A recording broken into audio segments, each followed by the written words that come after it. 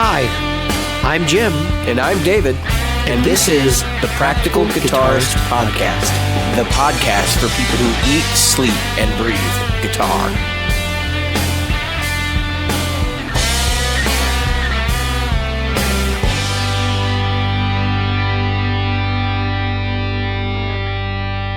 The Practical Guitarist Podcast is brought to you by Great Lakes Guitar Pickups. Great Lakes Guitar Pickups provides fantasy tones at prices a practical guitarist will love. Featuring top-notch construction, attention to detail, and a fully custom product, if you can dream it, Great Lakes Guitar Pickups can probably build it. Follow them on Facebook at facebook.com/Great Lakes Guitar Pickups. Are you a regular listener? Why not? David here reminding you of all the ways you can participate in the Practical Guitarist Podcast. Subscribe using your chosen podcast app. Review us on iTunes, Stitcher, iHeartRadio, or Google Play.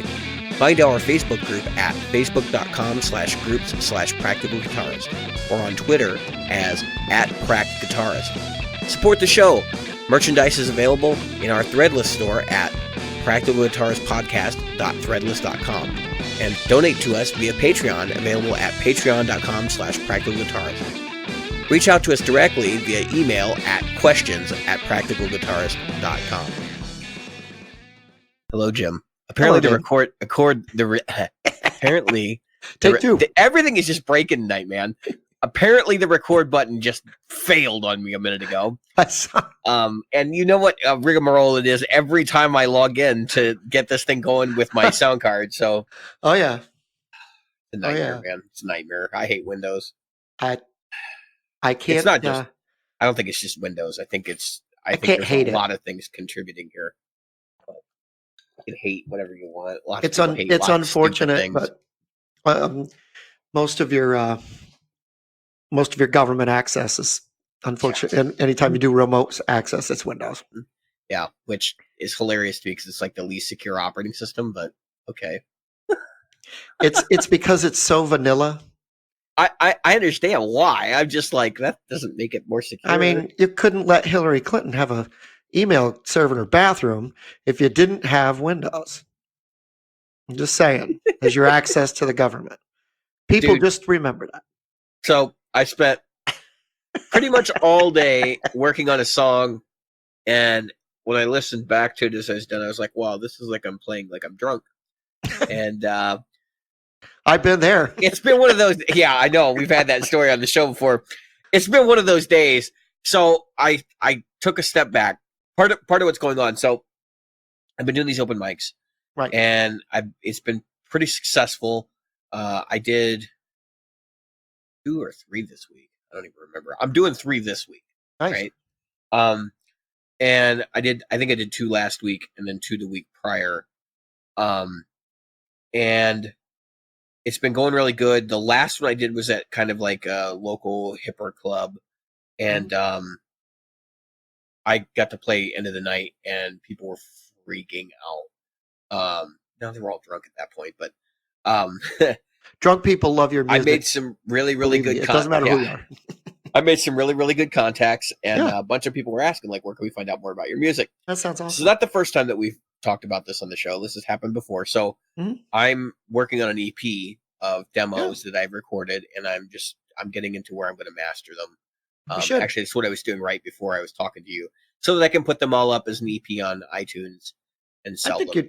I think you'd be surprised at how many, like, I don't know if they make, like, you know what would be cool is if you could buy an iTunes card, and I know that you don't have to use it that way, but like, you know how when you used to buy a movie, you buy an iTunes movie card and it would have the movie name on it, but all it was credit for them so that you could buy the movie. You could buy whatever you wanted. You could buy a t-shirt, right? If iTunes sold t-shirts. But what would be cool is if you could sell your EP like on something like that. Yeah, but nowadays it's so common for people to just have like Apple Music that as long as it's on Spotify and iTunes, that covers probably 90% of the people that are going to hear your music at this point. It's so true. So true. So, matter of fact, I got a new iPhone, folks. Yeah. And if you haven't heard, because Jim's been telling everyone. Well, I only told the people on my social media. Look at these shiny things that you should steal from me. Look, it's shiny. See how shiny it is? And it's the green, which was hard to get But anyway, so I'm relearning how to use the Apple world. Well, and there's really only two reasons I went to iPhone. Number one, I had a Samsung Note 8, which actually has awesome camera, has a lot of great features, but memory management was terrible, and I only had 64 gigs of onboard RAM, which is just terrible, or onboard memory. Space, yeah. Yeah, and so I went big. I got the biggest iPhone because I intend on keeping it 5 or 6 years until the iPhone 14 or 15, whatever it'll be, comes out. And If they're still in business, which they probably will be. well, that'll be business. And the biggest thing is, and you know this, is it's unfortunate for the Android users, but most of the stuff that you can buy that you can use with this stuff, because I want to start hooking up GarageBand, different things like that to it. You can't really buy a lot of things that'll talk to an Android device, not in the numbers and the ease that you can. Not in like the audio specific realm. I mean, there's Right. stuff out there for Android devices, but Yeah, I would say in general, like the quality of it's not as good, and it's more set up, like, or it's cross platform. If right. it's a really good device, it'll work on both. But like Yep. the Shure series stuff, the MV88 and things like that, Yep. they don't even make those in a USB configuration. No, So, no. And it's smart for Apple to maintain their their Lightning port. their supremacy. I don't Yeah. necessarily agree with that, but Well, I I think gotta. for the devil, most people know. Yeah, I mean, it is the devil that most people know. Although you got to admit that the iPhone 11, not the Pro series, which is what I got, but the iPhone 11 is a pretty good deal considering the past iPhones. Yeah, I mean, if I was going to do it, I'd probably go for the Pro, but that's Well, yeah, because you and I'm I, insane. yeah, we're crazy, and in all reality, this is the thing to think about, folks. When you go to buy these phones, if you're one of those new every two people, you don't need the fastest one. Doesn't matter. Well, what I would do is, say I have the upgrade plan, so I could pay $100 Right. right now and get the new phone. But I'm just like, I'm to the point where it's not worth the $100. Well, I mean, right. Well, that's what I'm saying. It's not worth the $100 right now to upgrade from an iPhone 10. yeah, they're not deprecating the hardware fast enough anymore. No, So I mean the only thing really that would push you to an 11 is if maybe you've got a 7 series or 6. yeah, Definitely a 6 if you're like 5-6 years old, now's probably the time to upgrade. Granted, price has gone up, so just expect it. And then that's the thing, like it's part of inflation. So yeah, but when you think about what we've replaced, so yeah, the price has gone up for the basic phone is $699, yeah, where last year was $749.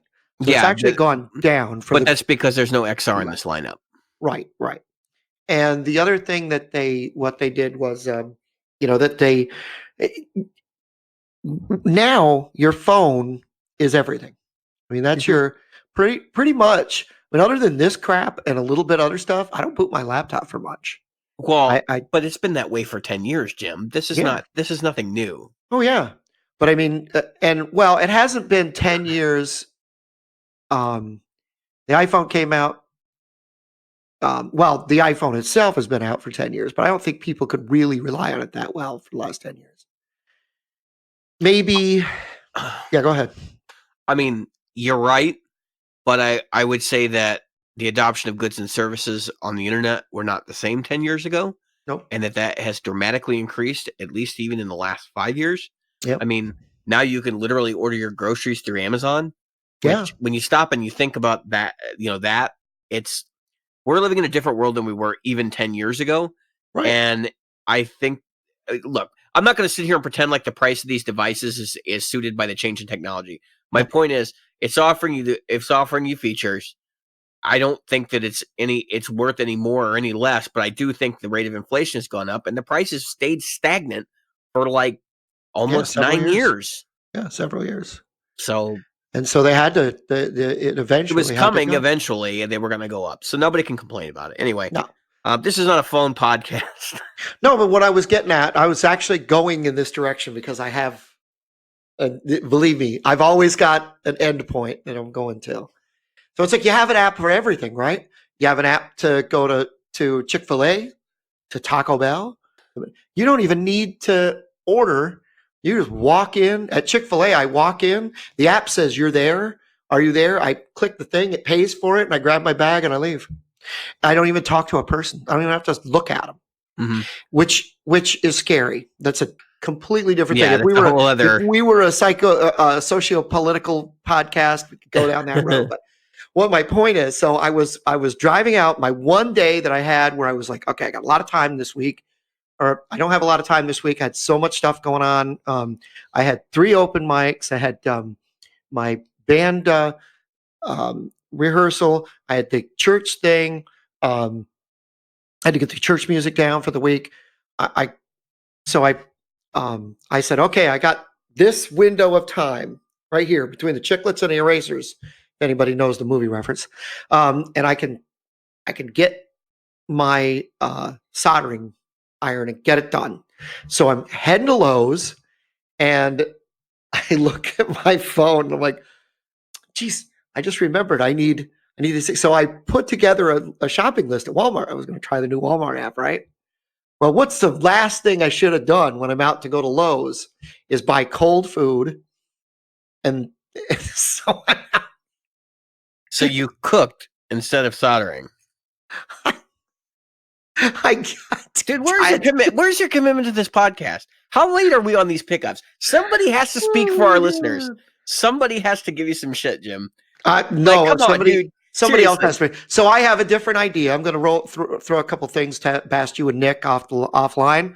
Because I've been so long, and the guitar is just hanging there. Literally, the guitar has not been taken off the wall since we started this thing. So I've got some plans. But I'll throw a couple of ideas I've had between you and him, and we'll see what we can do. So, because I want to sweeten the thing because of the fact that I've taken so long. I want to make this right for everybody involved. So. Okay, sounds good. I'm willing to talk. Man. Dude. So, this open mic thing, I have good vibes about it. We talked about briefly in the beginning that I'm working on mastering this EP, and I have good vibes about this situation, but because I've never really had the response to my music the way that I do right now, and so the only thing I'm dealing with that's like a real struggle is I'm out 3 nights a week now, like not at home, not doing anything. And that time is completely burnt. There's nothing else you can do. Like you can't sit at an open mic and like work or anything like that. I can't multitask, and it is driving me absolutely I can't solder insane. pickups at an open mic. Yeah, well, I mean, I know that I'm treating this like touring right now. I'm like, oh, I'm going to do these 3 this week, and I'll put them up on my music Facebook page. Which, if you haven't liked that yet, go check it out. It's David Hill Music on Facebook. If you go in there, like you'll see, I'm posting these events I'm going to go to, but I'm also cognizant of the fact that I'm only going to be able to do 2 most weeks. Like this is not going to be something I can keep up because I just need the time. It's hard. You have a family. You have a wife. Yeah, you have a dude. child. You have children at home. My wife is so supportive. She's been pushing me out the door pretty much to go to these open mics, and the pool guys coming in. No, no, you don't even have a pool. No, if he's coming in, he's getting shot. Yeah. If you know my wife, he's probably going to get shot. So I am just kidding. But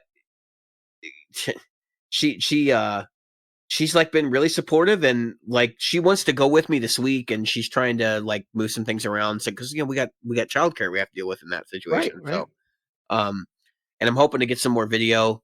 I'd like to put some video up in the group of me playing maybe my live set or something.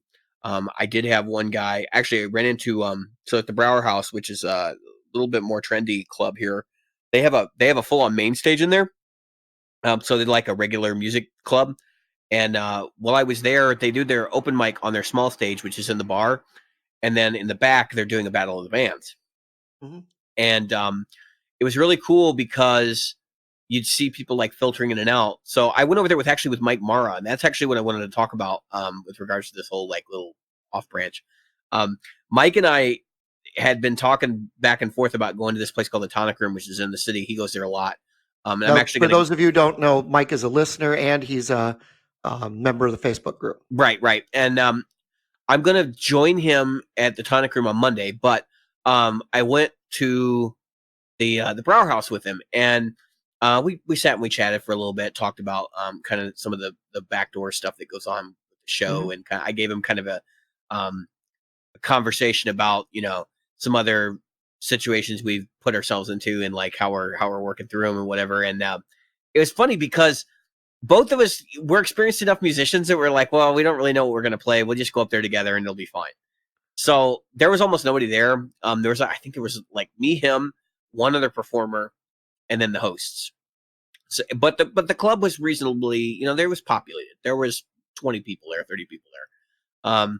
So we played first, and then it was just a really interesting experience because it was just like, here, we're just gonna jam on B minor, and Mhm. like we just did a vamp, and it went over really well. And then before I know it, a drummer comes up from the bar, and one of the hosts is playing bass ukulele behind us, and That's cool. through a Fender Rumble, and it actually sounded like a bass guitar, like it sounded really good. And then we jammed that for good 2 minutes, and we did I think we did 4 songs. We did 3 or 4, and we were well received. Um, and what ended up happening was this other guy got up and then he played a couple of Hendrix tunes, which I think it was the anniversary of his death. Yes. Um, Yes. You couldn't which get away from it on social media. actually, when it came up, one of the hosts mentioned it to me. I was like, well, I'm definitely not playing Purple Haze tonight because out of reverence, I wouldn't play this person's music. I don't think we need to celebrate them on the day of their death. I think we need to celebrate them on the day of their birth, Right. which is a whole other thing, and that's just the way I feel about it. So out of remembrance, I chose not to, but I did play my set because there was enough space at the end of the night. It was like 11:30. I put my looper on the floor, and it never ceases to amaze me when you go to one of these places and you have a looper pedal or you have tracks or whatever, and they look at you like you're nuts. Like, oh, you just gonna use that looper pedal and it's got like all your stuff in it, and then you hit go, and they're like, oh, I Yeah. see now. And they actually took some time to mix it and like put it together real well, and I went nuts, and like it went really well, and I met a bunch of people at the end of the show. Like a bunch of people came up to me and had a long conversation with one of the hosts and actually the sound guy that runs their professional stage after the show, and got some new show listeners while I was there. That's Mhm. another thing I need to work on is like Oh, how do welcome, we promote listeners. the show while we Right. promote ourselves and vice versa. So how do we promote ourselves in the I am show? so bad at that. So um, which probably is a perfect segue into talking about all the things that the Practical Guitarist podcast offers our listeners. If you That is don't, correct. if you don't recall, we have a Facebook group. You can find out all sorts of information about what we offer our listeners in our Facebook group. But we also have a Patreon. You can search for us on Patreon. You'll find the show.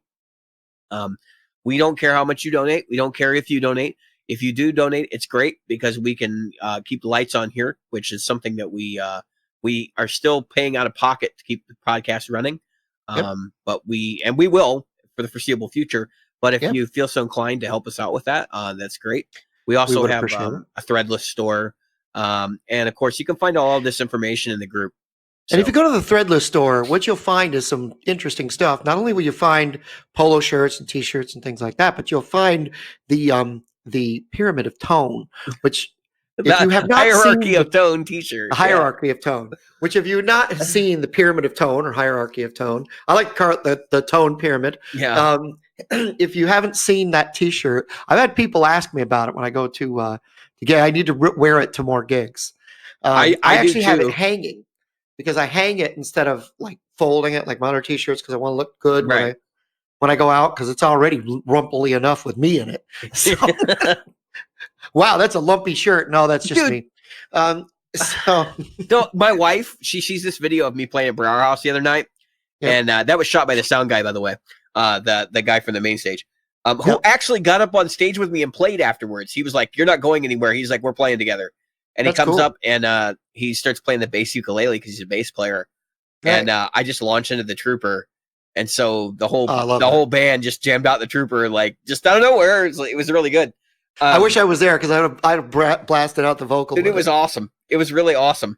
But the I forget where I was going with this, but the hierarchy of tone T-shirt, like that's a cool thing, and I've had a lot of people Yep. talk about it. My wife was seeing this video, and she goes, "You look like such a dad. Like you shouldn't be playing this music when you're Oh, dressed like that." no. And I just don't care anymore. Like at this point, I think I've been doing a lot of thinking about it. I was like, well, I can modify the way I look, or I can surprise the hell out of people and keep surprising the hell out of people by getting up there and play the music I play with the way I look. You know, people That's the expect way me to to look be at like it. either a blues guy or John Mayer, you know. No, Like that's then I get up definitely there a and way to play look at it. like some metal and like that kind of Yeah, thing, and it totally it's throws awesome. people. Yeah. So So we did a comfortably numb, and of course, comfortably numb. At the end of it, you could do a long B oh yeah, minor. right, right. The outtake of that is just great. So we took three people. We did it. So the one guy did a solo. The guy I played in another band with. And then another dude took a solo. And then I took a solo. And then we kind of soloed together and went out. Mm-hmm. And but I'll tell you, the thing that impressed everybody that they came up to me afterwards about, it wasn't the soloing, which was good. It wasn't the other stuff, which was good. The thing everybody said was, that's the first time we've ever heard anybody actually scream when they did Yeah, it's just a little pinprick.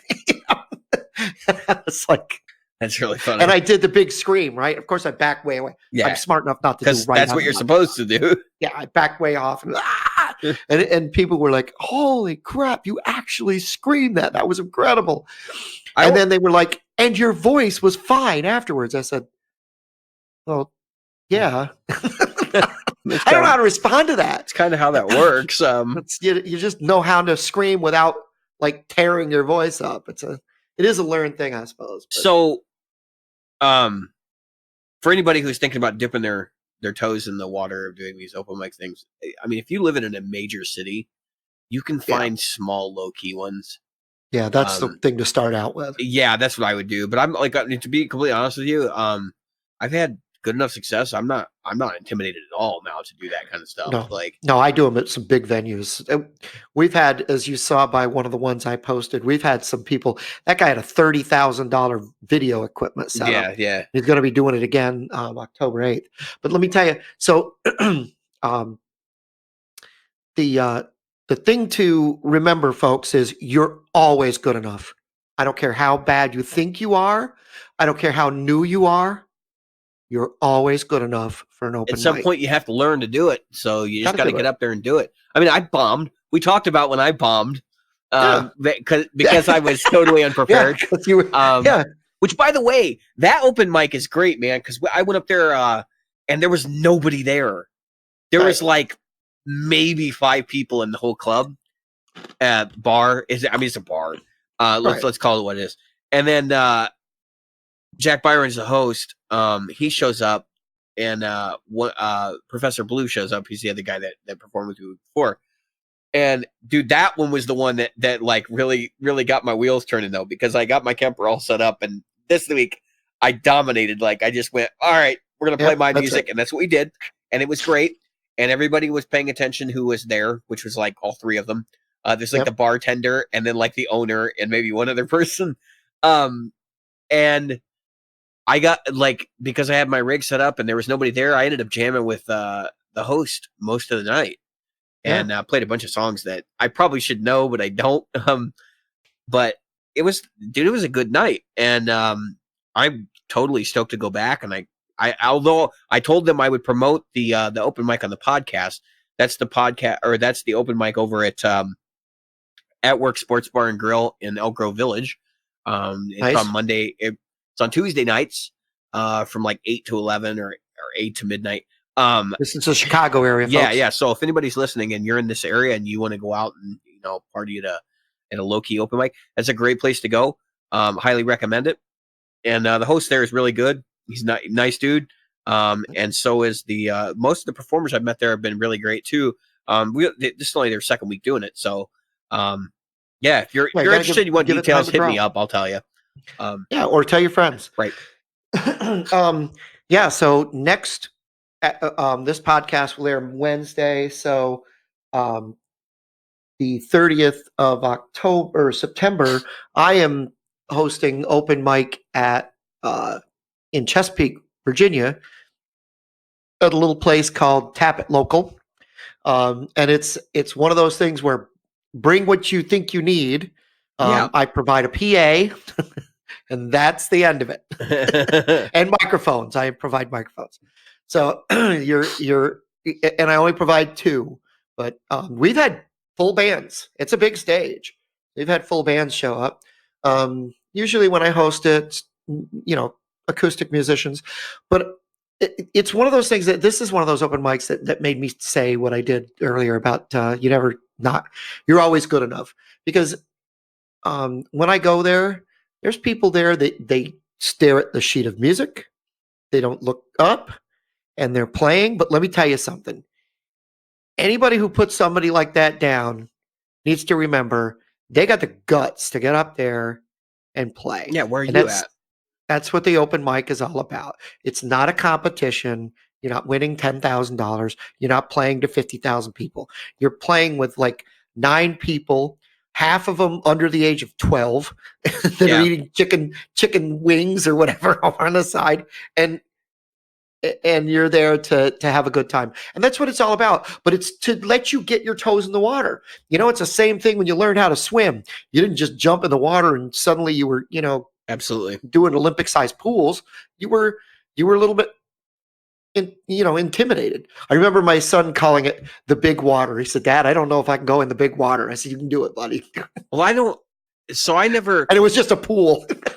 Having gone to as many of them as I have over the years now, and like kind of getting a feel for the whole situation. Obviously there's some people that are not using this as a stepping stone. Like this is the extent of where they want to be, and that's fine. Like my struggle is, and I feel really bad about it, is I have ADHD, and I'll sit there in the audience and I just can't pay attention to somebody who's not like on. You know what I mean? And Right. it's a lot more difficult. And I try, and I guess that's the best I can do. But I feel bad for anybody who listens to the podcast who's been to one of the open mics where I've been, and like kind of like, well, he was looking at his cell phone during my set. It's not your fault. Well, it's trust me. First of all, it's my fault. It wouldn't matter if you were Joe Satriani. Yeah. I'd still probably be checking in my cell phone every once in a while anyway. It's just who I am. And that's kind of the society that we are. I get up there and I'm one of those, I make eye contact. I look all the way out. We do this place called Papa's Pub, which has pretty regular 40, 50, 60 people there. And it's an outdoor thing, which is awesome. It would, at first this year, every time I went, thunderstorm before I got on stage. Thunderstorm every time. Tried to tell Jim something. And so the band said to me, because I also go to, the band is called the Koalas. They while we're talking about it, they host 2 open mics. One in Virginia Beach, Kempsville. They hosted at Wing King, and then the other one they host in Norfolk, Virginia Beach was called Papa's Pub. And so anyway, the guys, I was at Kempsville, and they'd say, "Hey, you're going to come out Thursday?" "Oh, I'll try to come out." I'd get out there. I'd get my stuff all out of my car. I'd get set, and then get your stuff in the car. It's about to pour, and I'd have to run my stuff back, which is why I was trying to. Anyway, long story short, the people that come out there's a lot of very top-notch musicians. And so when I get somebody coming up to me at these 2 open mics saying, "Man, that was really nice, good job," and they actually paid attention. I'm looking out, and they don't pay attention the whole time. And I get it. You got to check your cell phones. You got to see if your what that fantasy football team is winning or whatever. I don't care about that. But the fact is, most of the people, most of the time, are either recording me, which nobody ever shares these things with me. That's the one that kills me. I've seen that too. I'm like, you can find me on Facebook, so I need to have like I said to you this week. We're both thinking about it. We need a banner with like our Facebook and like Instagram and stuff on it. Practical Guitarist. And roll it out. On there. Share this to the Practical Guitarist. Yeah, just kick it off the stage so it rolls down and hangs off. Just a hashtag Practical Guitarist. I've seen bands that have done that too. By the way, they have this thing that like they just roll off the stage real quick right before they start playing. And it's really cool. Like for like 3 songs, you're going, is that really necessary? But then you're kind of thinking like, yeah, no, it totally is, because they have to market themselves. That's marketing now. It's done that way. You know that. So you know how I gauge success? Yeah, go ahead. You know how I gauge success at these events though? Like if I go to an open mic and usually the bar is not facing me, like it's facing away from the performer. if I can make people turn from the bar to watch me, That's exactly what how I feel like I'm doing it right. You know what I mean? Yep. If I can get a few people to turn around, even if it's for one song, I did what I needed to do. Yeah. Yeah. I entertained.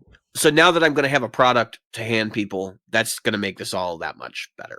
You know, like say, hey, you can find my music on iTunes, and then I can get some statistics on who's looking at my music, you know, how many people are looking at it and stuff, and then find out Well, if even it's if actually really yeah, working or if it's not.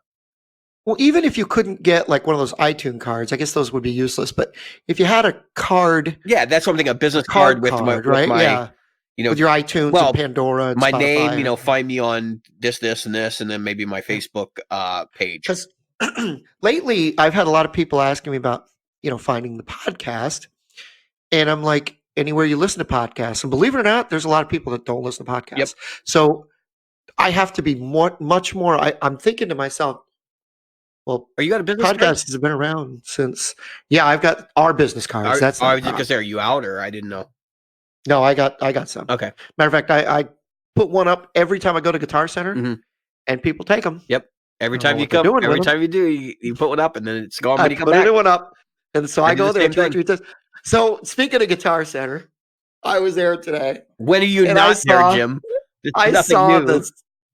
I saw the most hilarious thing. I want to get a picture of me with it. I forgot to ask one of the guys to take a picture of me. I'm going to selfie it, or have somebody. I'm going to do the dad selfie, which means somebody else is going to take the picture. Anyway, um, a 24 speaker. Oh, I saw that cabinet. cabinet. I'm like, What? I got to get a selfie with that. Why? Why? Does it come with a semi It's truck? huge. It is. Does it come with a semi truck, Jim? Because it No. should.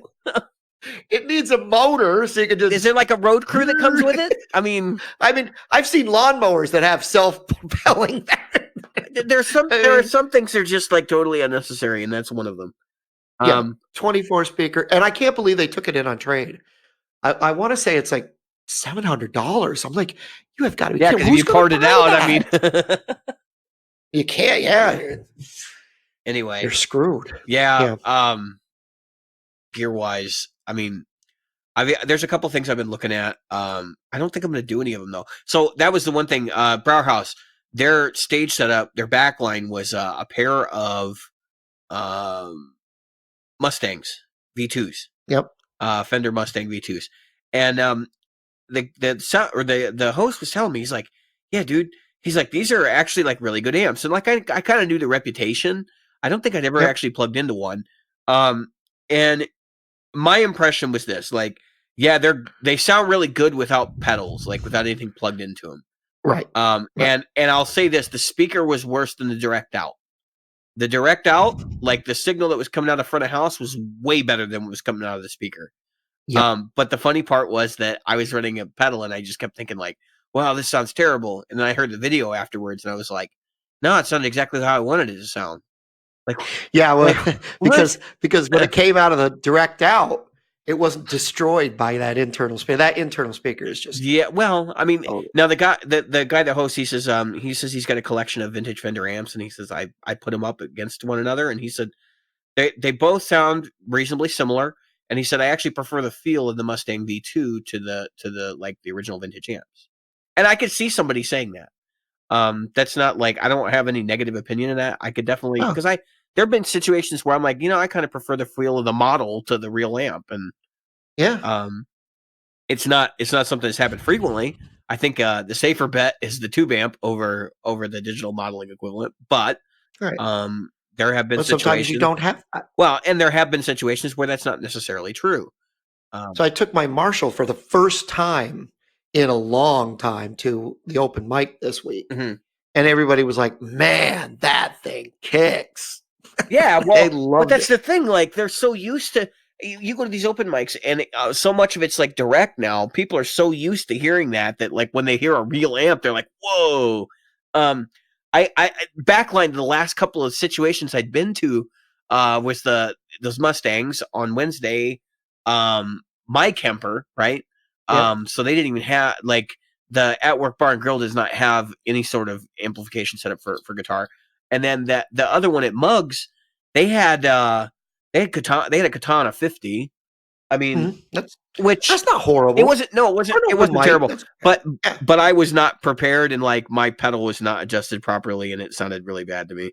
It probably mm, sounded better through front of house though, because yeah, now I'm realizing, like in a lot of cases, the front of house, the direct signal coming out of these things is better than what comes out of the right, speaker. yeah, So, I guess the speaker just becomes a personal monitor. I mean, yeah. I'm still like kind of flabbergasted because it's not the way it used to be. Um, Right, right. It used to be, oh, the emulation is going to suck, but at least it's there if you need it, yeah, that type of thing. yeah, So what was funny is, and because you were talking about um, the tube amp thing and an open mic, so the three people that the myself and the two other guys that were doing the solos during Comfortably Numb, one guy is using a Fender Deluxe, I'm using the Marshall, and another guy is using a Boogie, and it sounded so good because it was so different.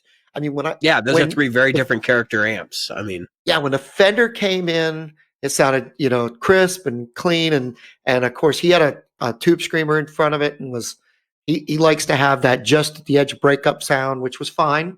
Sounded really good, Stratocaster through that, and then I was pumping the SG through the Marshall, which sounded which I wanted. I wanted very Angus Young, you know, kicking type sound. And then the other guy was pushing a Strat too, but he was pushing it through the Boogie, and the Boogie sounded really like just for me. The Boogie is like almost creamy, like a sauce. You know what I mean? It's good. That's all I can say. It's really good, sure. but And it doesn't have that British um, high end. You know what I'm talking about? That, and of course, like yeah, I do. Um, I think Mesa Boogies are kind of like somewhere in between those two amps. yeah, In general, I would say that the treble characteristics of a Mesa Boogie are slightly more attenuated. I don't think it's like insanely attenuated. And if you have one with a no, five no. band, you can dial it back in. Right.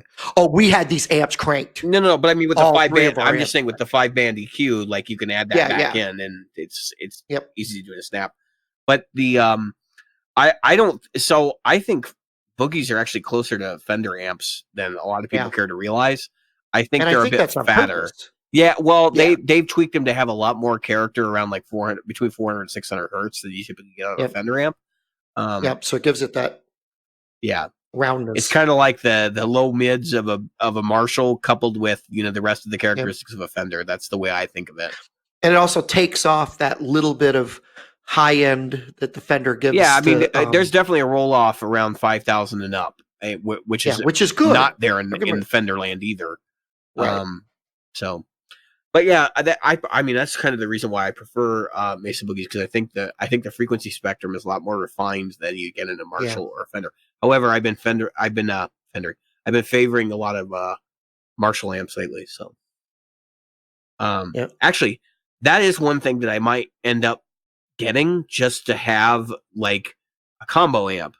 And I'm kind of thinking about getting another Marshall Class 5, because that would be perfect Yep. for these little open mic things where Oh, if yeah. and when they don't have a channel in the PA, or I can just that's actually faster probably to set up than the Kemper is. Yep. Plug it into the wall, plug into it, turn it on, And done. Yep. But that being said, I mean, it's still the same pain in the butt to carry it around and all that. I I'm having a hard time like thinking of anything that's more convenient than something like a Kemper or some sort of floorboard. So Yep. the HX Stomp is actually on my radar again. And Yeah. so is the Moore has a series of preamps with cabinet modeling and 2 channels. Yep. And those are probably what I'm going to end up with because they're cheap. Somebody must have bought every one of them, because our music go round has like all of them. Yeah. They probably bought them all and then they picked the one they wanted to keep and then Yep. just sold them. And then returned the rest or sold the rest off. whatever. Yeah. Yeah. I don't know. I mean, I don't know how good those things are either. And it's more or less just like to have it in my bag. If I go to an open mic for the first time and I want to make sure that like I'm covered. The other thing is if I do these city open mics, I really can't cart my Kemper around. because you have to park on the street, and then you might have to walk a mile or whatever to get to the venue. And I don't really want to. I don't want to chance it. I don't want to take a chance on my stuff getting ripped off or whatever. So it makes more sense to have like. So I want to talk to that for a minute. So when you're at an open mic, and this happened this week to me, we had a guy that kept walking around to everybody and was like, "You like SGs? Really? Because I can get you some good SGs. I can show you some really good stuff." And then he was talking to another guy. "You like Fenders? I've got some great Strats and Tellys." And I'm like, this guy is either stealing stuff or having fakes imported. And then he was, because everybody kind of puts all their gear together. Yeah, and then he's hovering around it. Yeah, he was hovering it way too much, and I was the one guy that he didn't talk to because I kept my eye on him. And then when he started hovering, I walked all the way around because this was it's an outdoor gig. Yeah. It would have been easy for him to snatch a cup and run. And as long as nobody's looking, he would have been gone. And so I walked right behind the drummer on the outside where he was standing. "How you doing?" And I kind of gave him a look because what he did was when I put my gear in the car, because I took my stuff out of the car, I put my stuff back in my car. It's convenient that way because of where it was. That's not the case in almost everywhere you go, folks. You will not find where you could park literally right next to the stage, especially at open mic. Yeah. And so anyway, I had my stuff in my car. He kept hovering my car, kept going around my car. Yeah. And I was like, dude, what the? I would have gone to the club owner and I've been like, yeah, what's this dude's deal? You guys need to talk to him. Yeah. Because to be honest with you, like they can be held liable for that. Yeah. So I don't know. I kind of scared him off. Yeah, I haven't had any experiences like that yet. But I religiously guard my gear. Like it never leaves my sight. Okay. I mean, I did have my guitar. It was sitting on another table, but it was like literally in my eye line, and that's why I did it. Because if I put it next to me, I would have to face the stage, and then I wouldn't have my. And if I was to do that, I would have had my hand on it. But I didn't want to do that, so I was like, I'll put it out over here on this other table that nobody's using, right in front of the stage, right in front of my eye line. Nobody's walking out the door without me knowing about it. And that's not just like. If you're going to steal something, for anybody who's listening to this podcast who's ever considered doing this, which I highly doubt any of our listeners have. Yeah, I doubt it. You got to be stupid if you're going to steal gear from musicians. Yeah. Like that is the dumbest. That is the lowest value item, and we're the first ones to know all our serial numbers. So why would you do that? I have a picture of every single serial number. Yeah, so do I. All my guitars in my phone. I have stuff I don't even own anymore. Yeah, and here's the other thing. So that is kind of scary. When I was playing in a band, my wife would be in the audience most of the time, right? And so I would be on stage, and this guy was eyeing my Rickenbacker, my bass, and he kept looking at it, and I was like, and he came up and he goes, "Man, I got a Rick just like that." Oh, it's nice. I'm being polite. And then he's like, "You mind if I play yours?" No. If you have one like it, why would you want to play mine? Yes, I mind, and no, you're not playing it. And he kept at it, and then I went to get a beer. My wife said, "I think I'll stand next to your gear while you're getting your beer." I mean, honestly, like I've had a lot of people who want to put hands on my gear, and they're not thieves. But in a situation like that, if the guy comes in and says, "I have a Rick at home," why would he want to play yours? Yeah, like that. I would be like, dude, go play your own. You already got one. Yeah. Like, what the hell do you want to play mine for? I had a guy. He asked to play my SG, and I told him, I said, I have a no hands policy, because he's like, I have an SG at home, and I'm like, he's like, I haven't played in a long time. And he's like, "You mind if I?" And I'm like, "No." I'm like, "I have a no hands policy on that." I was like, it's too expensive an instrument to let other people touch it and mess around with it. And he was respectful. He's like, "No, totally get it. Totally understand." And I was like, I was like, it's nothing against you personally. I said, I don't do that. I'm like, I'm so tight now, money wise. Like I won't even lend somebody a microphone or anything. It's like, no, that's mine. Like you're not getting an SM57. Go to hell. I have to at the open mic Monday night. I'll have to let people play my acoustic if they don't have Oh, theirs or if gosh. theirs isn't working. That's that bad. So what's funny is the SG. I took it to. You notice I still haven't taken the plastic off. See the Yeah, sticker there? because you're just thinking about selling it already. No, no. But it is starting to bubble. I got to get it off. It's starting to bubble up. It looks like a. Have you ever seen somebody's iPhone? It looks like their thing is broken. And it's actually Yeah, it's just a screen protector. Screen protector. That's all. Anyway, so I handed my SG off to the guys that played SGs. Every one of them. I said, "Play it. Tell me what you think." Every one of you, because I wanted differing opinions, right? And let me tell you something. These guys were making my SG sound so good. I was like, all right, now I'm jealous. Yeah. You're sitting there, you're like, why did I do this? Like, this is kind of dumb. No, but it was fun. And I did take it to one of the guys' gigs. One of my friends had a gig, and I took it to the gig, and I said, here, play it for a set. And he played it for a set. And then, of course, all these people in the audience were like, that's yours? Yeah. Do you play guitar? No, I just buy them and put them in my they're car. just for me to like look at. So you were talking about earlier, you were talking about stuff you were looking at, right? Oh, yeah. And the pastor today at church, she looks right at me and she goes, we used to have a pastor that collected guitars. And she's giving her sermon, this part of her sermon. And she goes, we all can fall in love with guitars, right? And she looked right at me and I go, oh yeah. And she goes, and I used to have guitars. I used to have three, or she goes, I have three of them, but I haven't been able to figure out how to play them all at once. She goes, how many can you play at once? I said, well, about 18. How many you got? Better answer. She just laughed. The whole place went busted up.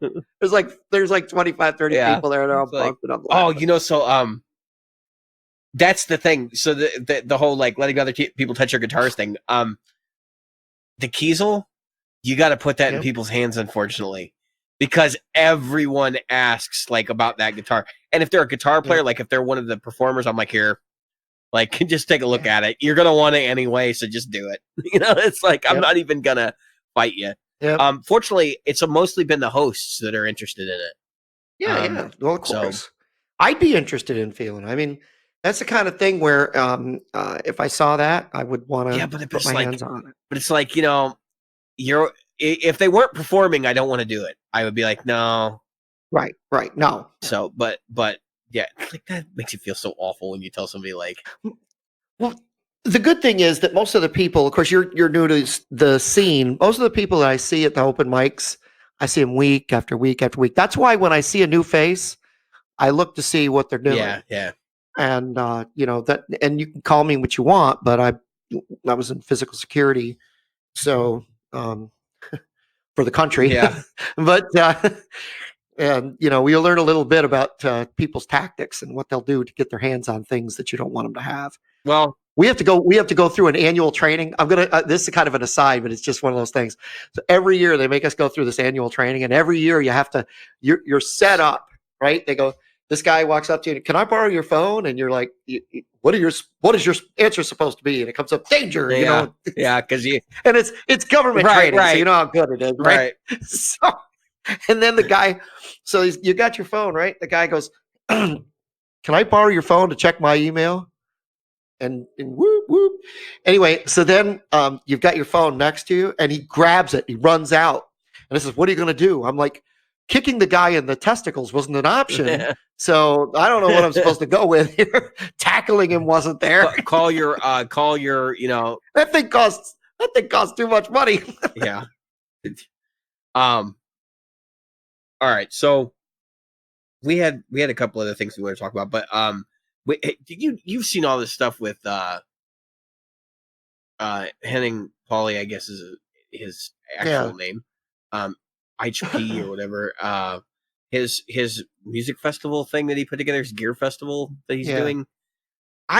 So who's putting this on? Because that's what I want to know. So it's benefiting some sort of animal shelter, but it looks only like one part of it was. Yeah, but it looks like Toman is backing this thing. That's my guess. Yeah, but they're not. So so Henning put it together. What he did was he went out to manufacturers. One of them was Friedman, by the way, who was Yeah, there. I saw. He was there, and there was a bunch of manufacturers who put in money. And from what I heard from what Phil McKnight said on his podcast was that um, it was bare bones. Literally, you just paid for the ticket for you to get there. You were like sleeping. They were like sleeping in tents or Yeah, it whatever. looked like it was like His that. mother's house, in his house. It seemed like a pretty good get together, but it's like they had to pay. Like if they had luggage, they had to pay for their own luggage to go through. They had to pay for. So it was very, very bare bones. Own meals, everything else. So what is the point of this? Well, that's just it to me. And I'm gonna come across sounding bitter, but it's not being bitter so much as what I didn't see. The problem was it was supposed to be about all these manufacturers, right? And I saw a bunch of videos come out, and I watched a couple, and I was like, this is the same crap they put on at Toman. And not only that, it's just each other, like, hey, buddy, oh, I got to meet my other buddy. Oh, I got to meet my buddy. And then I'm like, I really don't care. I'm not getting anything out of this, and my time is valuable. Yeah, it looked like it was more of a friendly get together than it was like an actual. Yeah. Well, and the other thing is like gear, the Toman Gear University But thing. the gear was that ended like no more than like a month or two ago. right. So what was the timing of this wasn't good to me. The timing wasn't good either. Maybe it was because they wanted to beat the cold weather. I don't know, but all I could say was so. I want to go to a specific point, but all I could say was it just seemed like a bunch of people who are in YouTube who were patting each other on the back, and there wasn't any real like gear. It wasn't like here's this pedal, here's this amp, the only one that was doing that was Friedman, and honestly, I didn't see any of his videos. I'm not really, because like I just don't. I'm care kind of over Friedman about it. Yeah, I don't care about his amps. I'm over the product. I'm over the dude himself. I'm over yeah. So interesting though. Like Jim, I'll be honest with our listeners. So Jim and I took some time last week. We were talking about this actually after the last episode, and we sat down and we looked at Social Blade. And if you don't know what Social Blade is, it's a way that you can look up YouTube celebrities or social media celebrities, and you can look up their account and see how much they're making off of their an average or a guesstimate of how much they're making off of their channel. And what we found was really it wasn't shocking to me because I'd already been looking at it, but I think people have this tendency to believe that people like well, Henning Pauly is making a lot of money doing YouTube, and that's why he's doing these events. He's not. He's making peanuts off YouTube. He's making the majority of his money probably off of the suppliers sending him equipment and paying him for video demos. Yeah, and plus, does he do studio stuff? I mean, he must have. Yeah, he has a studio. Point. That building that he's in is actually his studio. Yeah, yeah. And so, does he do studio work, or does he do any? And for like records for people and puts down guitar tracks or whatever. I'm not trying to insult anybody. For like the B-list bands, not like Dream Theater, but like the people that are underneath them, like they could come and record there, that kind of thing. And that would be pretty normal. Yeah. So yeah, and he's got a lot of work under his belt too. Like he's pretty well known for doing it. And a lot of those, I mean, Glenn Fricker's another perfect example of the guy that does regular studio work, and that's probably how he's making his bread and butter, and his channel is making some money. It's paying some of the bills, but not all of them, kind of deal. Yeah, he's sharing his time between LA and Toronto or wherever he's from. But the thing about Glenn Fricker's a great segue. So a few months back, you had the whole melter. I'm not going to say the word that comes before it. The P melter pedal that people lost their effing minds about it. People lost their minds, and tons of people were hurt as a result of it coming out. I'm being facetious, but anyway, I got a cut on my arm, and I'm waiting for it to heal. Yep. I'm trying, but anyway. So on a serious note, it was like it happened, and more people made a big deal out of it on YouTube than I think made big deal out of it anywhere else. I don't think anybody cared I'm about sure, it. The pedal came and I would went, guess that and I'm going most to be people honest never with you. even saw the pedal in person. I talk to musicians all the time, and nobody had ever even heard of it. Like they were like, yeah, they knew who Satchel was. Actually, no, they knew who the band. Yeah, What's Steel his Panther. band? Steel Panther. They knew the name of the Steel Panther. They didn't know who Satchel was. They couldn't tell you who Satchel was, and they couldn't care less. Not one bit less. Much less what pedals he uses or what. And they couldn't name a Steel Panther song if you held their feet to the fire, except for one guy that I know who's like a big fan. So all the musicians I know, one guy.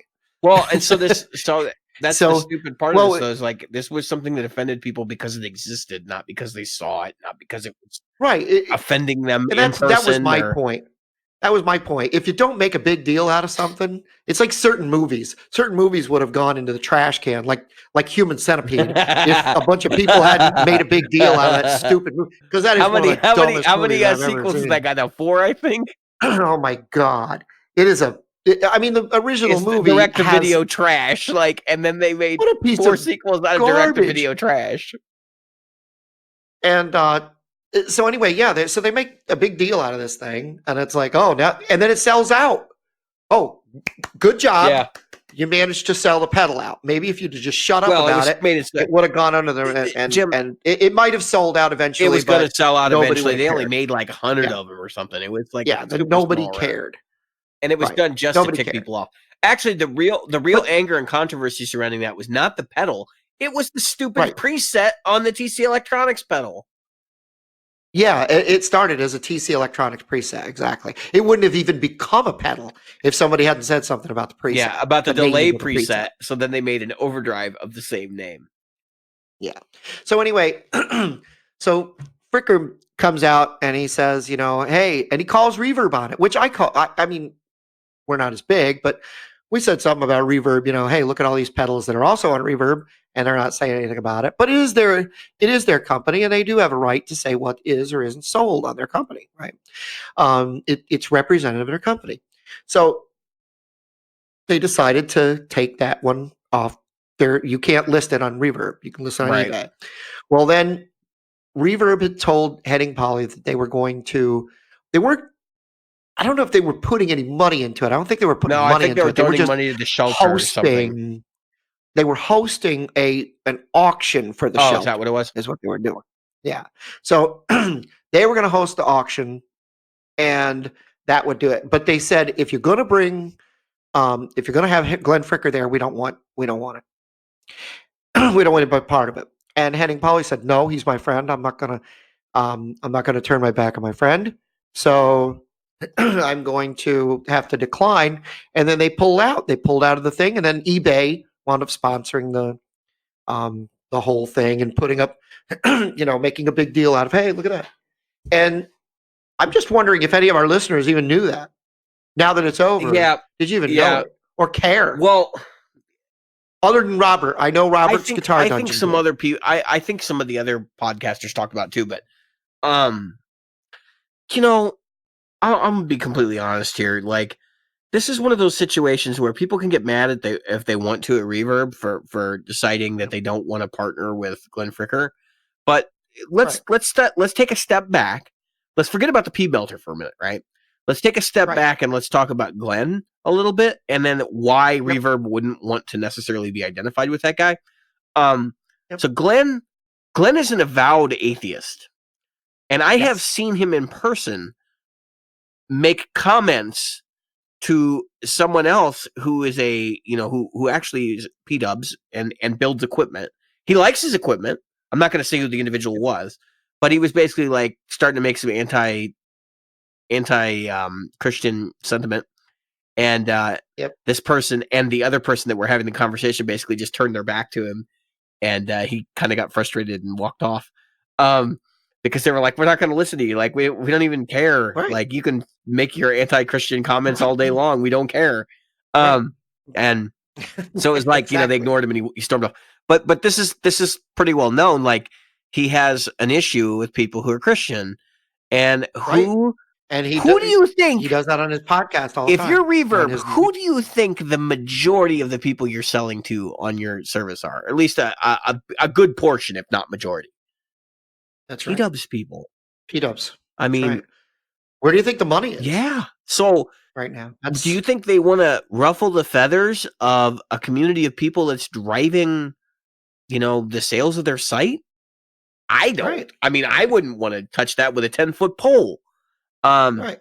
at the same time, I think him being at an event is not the same thing as him being a host of an event. And so Yeah. they probably should have done it anyway. But They probably should have. But here's my thing. If I was Henning and if I had a choice between the two, I think I probably would have said, "Look, man, you're my friend. I hope you understand why I have to ask you to step back." I mean, honestly, like Glenn is not a bad dude, and that's why I kind of side with Glenn on this one, because I'm like, I've met the guy. Yeah, he's a little abrasive, but Glenn's somebody you can get along with, and yeah, he may not represent you, but he doesn't have to. No, but he does have to represent product. He was there to represent products. But he's not there to represent Reverb. True, but I think, and I'm, we by the way, folks, we have to take two sides. So don't think that this is, this is more or less. But anyway, this is more or less the. yeah, this is where I have to take a side. I'm not going to say which one. I'm not going to say if I really agree with my position here or not, but. Right, and I'm sure I'm sure that everybody's like, oh well, see, Dave's more politically correct than Jim is. No, but anyway, probably not. I can say, as a Christian, and I'm not one of those devout Christians. I'm not knocking on your door, asking you if you're all right with God and all that stuff. But I will, I love you as an individual and as a human being. The thing that kind of takes me aback with this is that there have been things that Glenn Fricker has said. I'm like, you're just trying to get.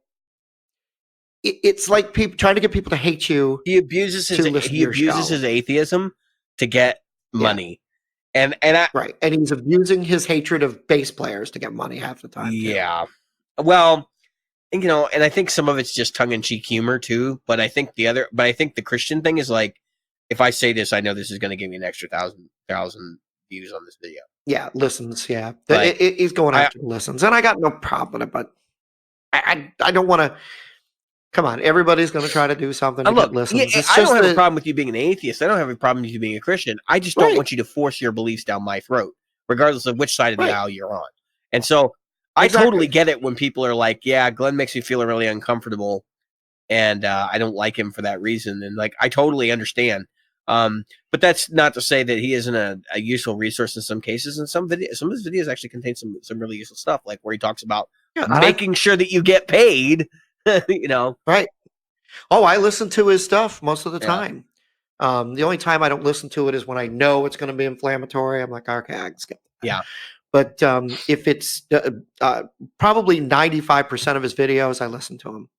And so it's the very few, very far between where I'm like, okay, he's trying to be inflammatory. I don't want to give inflammatory people my view. Right. And that's my take on it. That said, I'm looking to try to make an inflammatory set of views myself.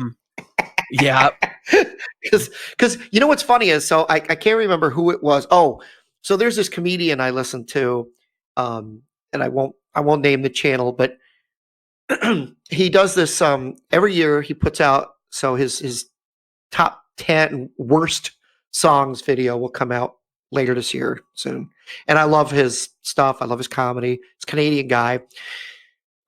Anyway, somebody asked him, they said, why don't you do a top 10 good songs you like? Because I used to, and nobody listened to him. I get tons of listens on the top 10 worst songs, and I get no listens on the top 10 good songs. Well, I guess that goes back to the same argument that we've had with Stevie T. People are hating Stevie T right now because he's doing all these fails videos and stuff like that. And I think they're hit or miss. I think some of them, like if it's a justified celebrity, like if you're going to make fun of Marilyn Manson's guitar playing, like that's totally acceptable. And I Yeah. think even he behind the scenes would laugh at that. But you know what I mean? Like if you're gonna make fun of somebody that's got like a physical problem or some sort of mental issue, that's sort of an issue with that kind of stuff. And so you have to kind of toe the line. But Especially somebody with social issues like I he think it was has. interesting when we were doing our But Social Blade discovery, though. yeah, but that's the thing. Stevie T Who's is who making a is living on and his Glenn Fricker is not. He's making about Henning Pauly money, right? Like enough to supplement their income, but not enough to like pay the bills. Whereas Yep. Stevie T is making enough that he's probably making more than most of the people that listen to our podcast in their day jobs. That's right. I mean, monthly. Yeah, a lot more. And Yeah, there were very few guitar players. most of the people that are considered a guitar YouTuber in the gear side of things are not making the money. Even who's the big guy, the one that we were just talking about him. Know Your Gear. Oh, what's his name? Oh, Phil Knight, yeah. I was not surprised even at how little he's close making there. to He must CVT be doing a money. lot better in his Patreon because it's not even. You know what? In the ballpark. I would not be able to live. I know he's got kids. He's got a wife. He's got house. He closed his business and went full time video. So it's got to be from the paid you know demo stuff that he's getting and the Patreons, because there's just no way from he YouTube. he doesn't publish his even his high his end patronage number, which is yeah. We publish ours. Yeah. Oh, don't worry, folks. You don't have to worry. Right. We don't. The IRS is not coming after either of us. We're that's not even an issue at this point. Someday it might be, but you got to make more than $20. Right. We might make $100 this year, Jim. I mean, yeah, we might make that's more than I intended to make on this show, but so I mean, I just think it's funny. I think it's funny that we put a lot of clout behind these people, but when you really stop and think about it, the advertising companies don't care that much because YouTube is not paying them very much, and YouTube is an advertising company now. I mean, that's essentially what they become. So if you really stop and you think about that for a minute, it puts a nice little bow on these events, these YouTube events. Like I know the purpose behind them is like to develop more YouTube content so that these people can all stay afloat or to grow their channels. Right. But I just don't see like I don't want to call it ego stroking because that's not really what it is. And we had a not so nice term for what was going on with this event, but I'm not going to say it. But basically there's a lot of back patting going on here, and everybody's patting each other's back, right? And so I think it's good for the gander, but I don't necessarily know that it's good for the goose, and I don't know that it's necessarily good for viewers, because I watched it and honestly, I didn't see anything in the content that I was like, oh yeah, I really want to watch this. My thing was the whole purpose of it was so that you would find out about new gear, and not one video that I saw.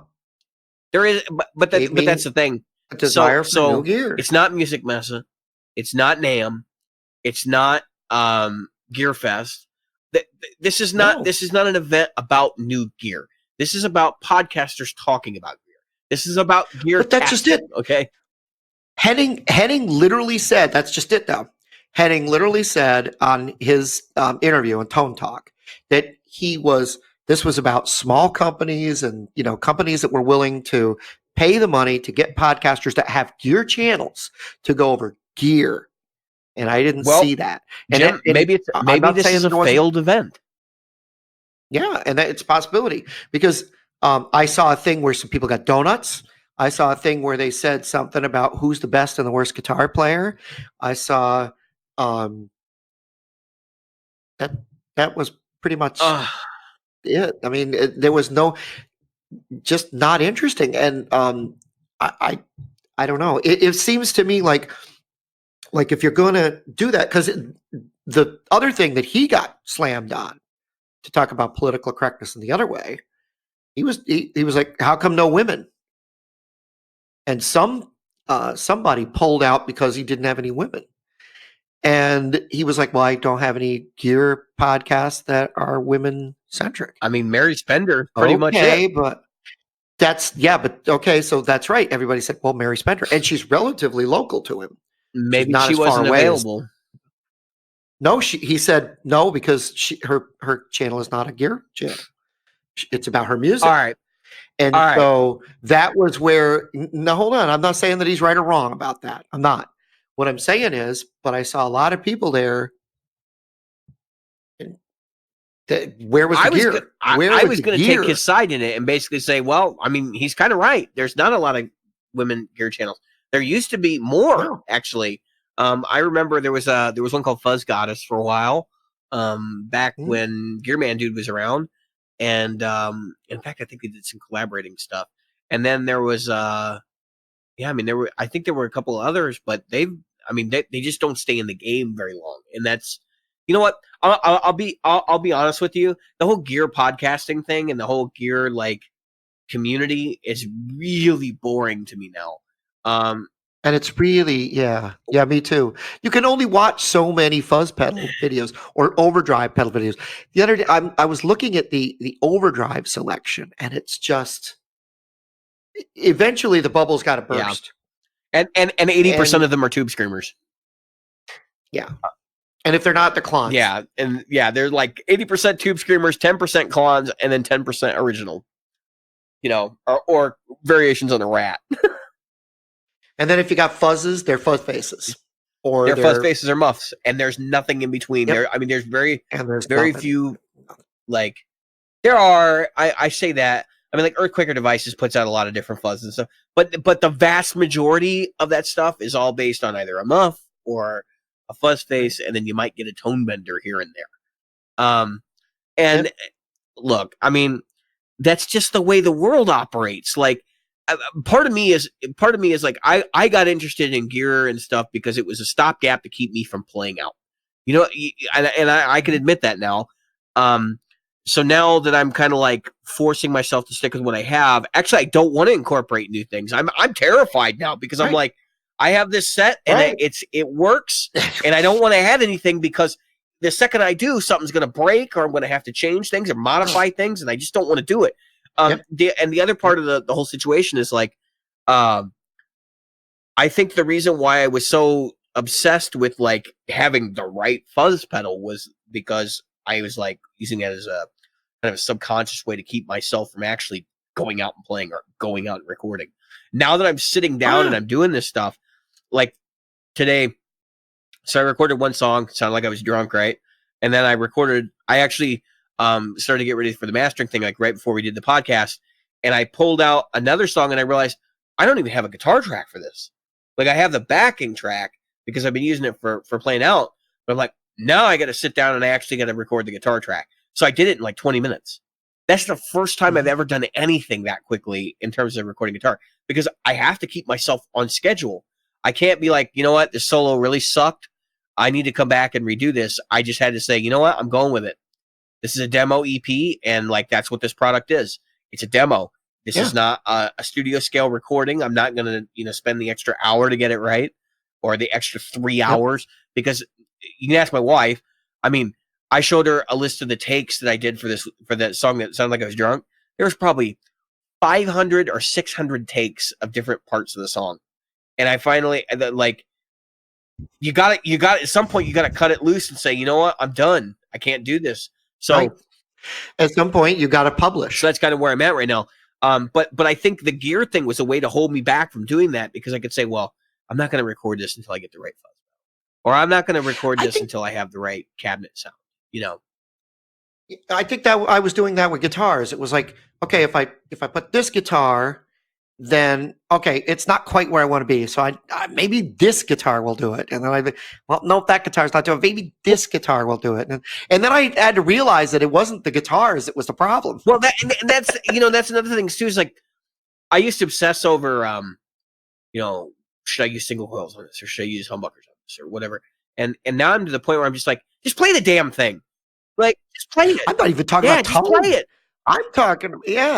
I'm just talking about the feel. I'm sitting there going, okay, no, I I don't quite bend the way I want to. Let me try this. Yeah, it's like And it's it a was a guitar thing, and crutch. it is a crutch. And the thing is, if you keep switching, you never get better at it. You never do get it. Right. Right. You never do get it. So these two right here are my primary. My primary. Well, the Telly too, which you Right. So can't see, but it's the SG, but Strat, the and Telly. Strat, yeah, the SG Strat Telly. That's it. And really, the SG is a Les Paul. So I mean, for me, and that's what I'm going to be for quite some time. I mean, I got to get the Kemper at some point, so I can make things a little easier on myself. But that's Yeah, it. I would wait on the Kemper until it gets stable because I'm Waiting until probably so March. here's the I know this is very Kemper specific, but we're gonna talk about it because I think it's relevant to talk about. The Kemper Yep. stage, right? It gets announced, it gets released with beta firmware. All right. Yep. And people were complaining about various problems like certain foot switches not working or whatever. And somebody in the Kemper group, the Kemper Praise and Worship group, actually posts. They post a clip, or not clip, but it's like an email from Kemper directly, right? And in this email, Kemper says, or not, it's not Christoph Kemper, it's the repair center. They say that there's a software issue that is causing certain switches not to function properly, and that they're taking returns and they're issuing people replacements. Now, let's back up on that for a minute. So, if it's a software issue that's causing this, then they should be able to flash the software and then not replace the unit. So, my guess is that they actually have a hardware problem. Right. And they're saying it's a software problem because they know the software is in beta. I have had people defend the position of Kemper and be like, no, it's a software problem. This is why I want to use this appropriate forum, because this is where I can talk and nobody can talk back to me, and that's kind of nice. Right. But that's cool. Yeah, it's so awful, right? Because echo chamber. I'm hearing my own voice. No, but in reality, switches are on and off. They're not how much pressure, because that's not a switch, right? That's something else. No. It's that's on and off, and it might be momentary, right? So basically, if it's on, then the Kemper should say, "Hey, there's continuity here," and say, "We're going to do this." And if it's off, then the Kemper should say, "There's no continuity here, and we should do this." Now, obviously, it's generalizing because momentary switches get handled differently. The software says, "Oh, I detected a blip," instead of on or off. But it's the same sort of scenario, right? And so the software, if the software isn't able to detect that, then I can't imagine that it could be a software issue, but I can't imagine it being something that they can't flash and fix. So, so this is a hardware issue. And I'm gonna go to another. So a switch, obviously, a switch is nothing but a plunger, right? And the plunger, it completes contacts. Contacts send a signal. All right. They either have a normally normally open or normally closed contact receiver that says I normally open and you closed me, or I'm normally closed and you open me. All right. Doesn't matter. That's something you choose when you choose your switching. And then, and then the switch in the old days, obviously, that would be a signal of X. It would be a square wave, right, of X volts, right? 3.5 to 5 volts, typically in a digital realm. But obviously, we're in a new realm, and I doubt very much they have to go to a full 5 volts, but maybe they do. Now, they might have, it might be software of the switch. In other words, I don't know what kind of switch they're using. So if the switch itself has like a little, like a card on it, I can't imagine it being like that. It can detect, or the switch itself, which then it would be a hardware issue. When the switches themselves are making contact, if you've got when the contact is made, you're not getting enough voltage or you're getting too much voltage. Because in every circuit, you're going to have a protection circuit for above, and then you're going to have a no detection circuit or a threshold for below. So if it's setting like 3.47 volts, it's not getting 3.5 or above to 5. I'm not, Yeah, and I don't know the that's numbers. making I'm the just assumption that they're not all wired independently and then routed back independently. correct. Right. It could be, Right. I don't know, but I just this sounds like BS to me. It really Oh, it does. sounds like it's definitely a hardware thing. If you're reissuing That's what hardware I and you're not said. flashing the software, it's definitely a hardware issue. Regardless of if it's software of the hardware, it's a So hardware issue. You can't fix it remotely without replacing the hardware. That's a hardware issue. Here's my thing. So I'm still hearing a lot of people who are saying great things about the stage. And there are those who are not. It's going to be the loudest community because community of people who are that was the it's other working thing I was for. going They to don't say. care. So the loudest people are always going to be the ones that ain't working for. So yeah, I get it, and I'm still not going to adopt yet because I want to wait. There's going Until to like be I a said, after cemented firmware release, probably. I would suspect right, sometime in late October, early November. yeah, That would be my thought.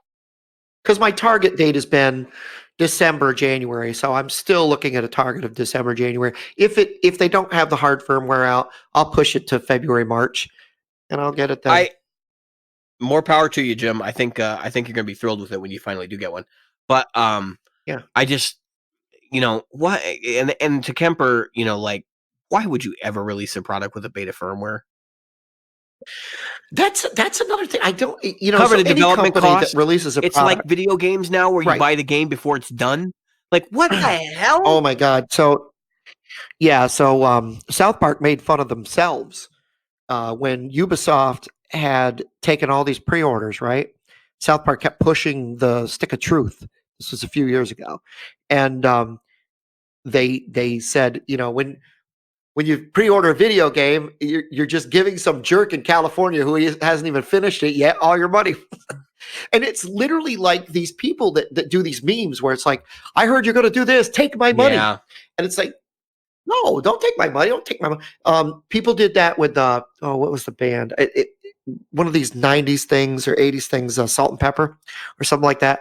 They were getting ready to do an album, and they promised all these people, all these folks money. So what was the big company that everybody was using for like pre-order stuff that you could buy Kickstarter. things?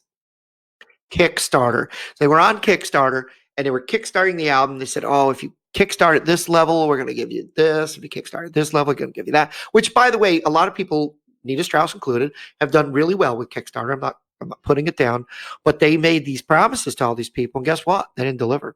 The album never came out. Well, And I don't know if it was people, if it wasn't Salt and Pepper. I'm just, it was that kind something, of some stuff has rap happened group. already. Like that's not uncommon. Yeah. I wanted to point out that like Kickstarter is a great tool for people who are actually planning on doing something, but there's no. Yeah. I personally, unless the product's done and I'm paying for like the product to be manufactured through Kickstarter, I would not put Right. money up for it. Right. That's crazy. Yeah. Yeah. So for what it's worth, but yeah, if you're going to release something, think about it. Could you imagine if you bought, I'm not saying you would, but a car with beta software in a it? card that was like not designed yet. Like you bought it, you pre-ordered it. Yeah, what? So yeah, but my 5-year plan is to get a Tesla, by the way, with so auto so driving. Jim is going to pre-order, right? Okay, he's going to pre-order a vehicle. I'm gonna no. They already have. The I know, ability but to you're going drive to those order it things before the automatic. vehicle's done, so you're going to pre-order the vehicle because Oh yeah, I'll pre-order the vehicle. Yeah, But all they got to do is manufacture yeah. it. Put a great big computer screen in there. It's like an 8-foot. And then Jim will never be able to drive more than 200 miles from his house. Then all I'm gonna do is through my iPhone. I'm going to go take me here, and then I'm going to go. You can't actually sleep behind the wheel. You'll get arrested for that. Yeah, I know. So, man. So I don't know. I'm done with gear. I'm done with gear stuff. Like we'll talk about gear on the show. I'm sure we'll continue to talk about it. Yeah. But man, is it boring to me. If you ever hear me doze off on the show, you'll know why. Because I just look. All you need is a drive pedal that sounds good and an amp that sounds good. Yeah. Nah, you need what you need, right? But once you get it, guitar, you don't have to go crazy and get super expensive stuff. I mean, it's nice to have something that's low noise and that functions. But I mean, do you really need to buy the $750 Univibe versus the $250 one that sounds good? Just buy the $250 one that Exactly. sounds good and be done with it. Don't go nuts anymore. It's just not worth it, especially if you're playing little club shows and stuff. Yep. But chase the dragon as much as you care to, I guess. But for me, I'd rather spend the time working on my chops. I just Yeah. and that's kind of nice. I got a lot of vindication though the last couple of nights I played though, because I was like, hey, I spent all this time woodshedding, like 10 years worth of it, Yep. and people actually notice. So that's kind of nice. Yeah. So I've been using my I've been back at the books and playing, riffs and pieces out of books, and then what I'm doing is taking them, and I got my Jam Man there, which you can't see because it's off screen, but my Digitech Jam Man, the 4-button thing, and I got what I've done is I've put together these jam tracks for myself. They're just me playing guitar to a click type thing, and what I've done is said, okay, I'm going to play A minor.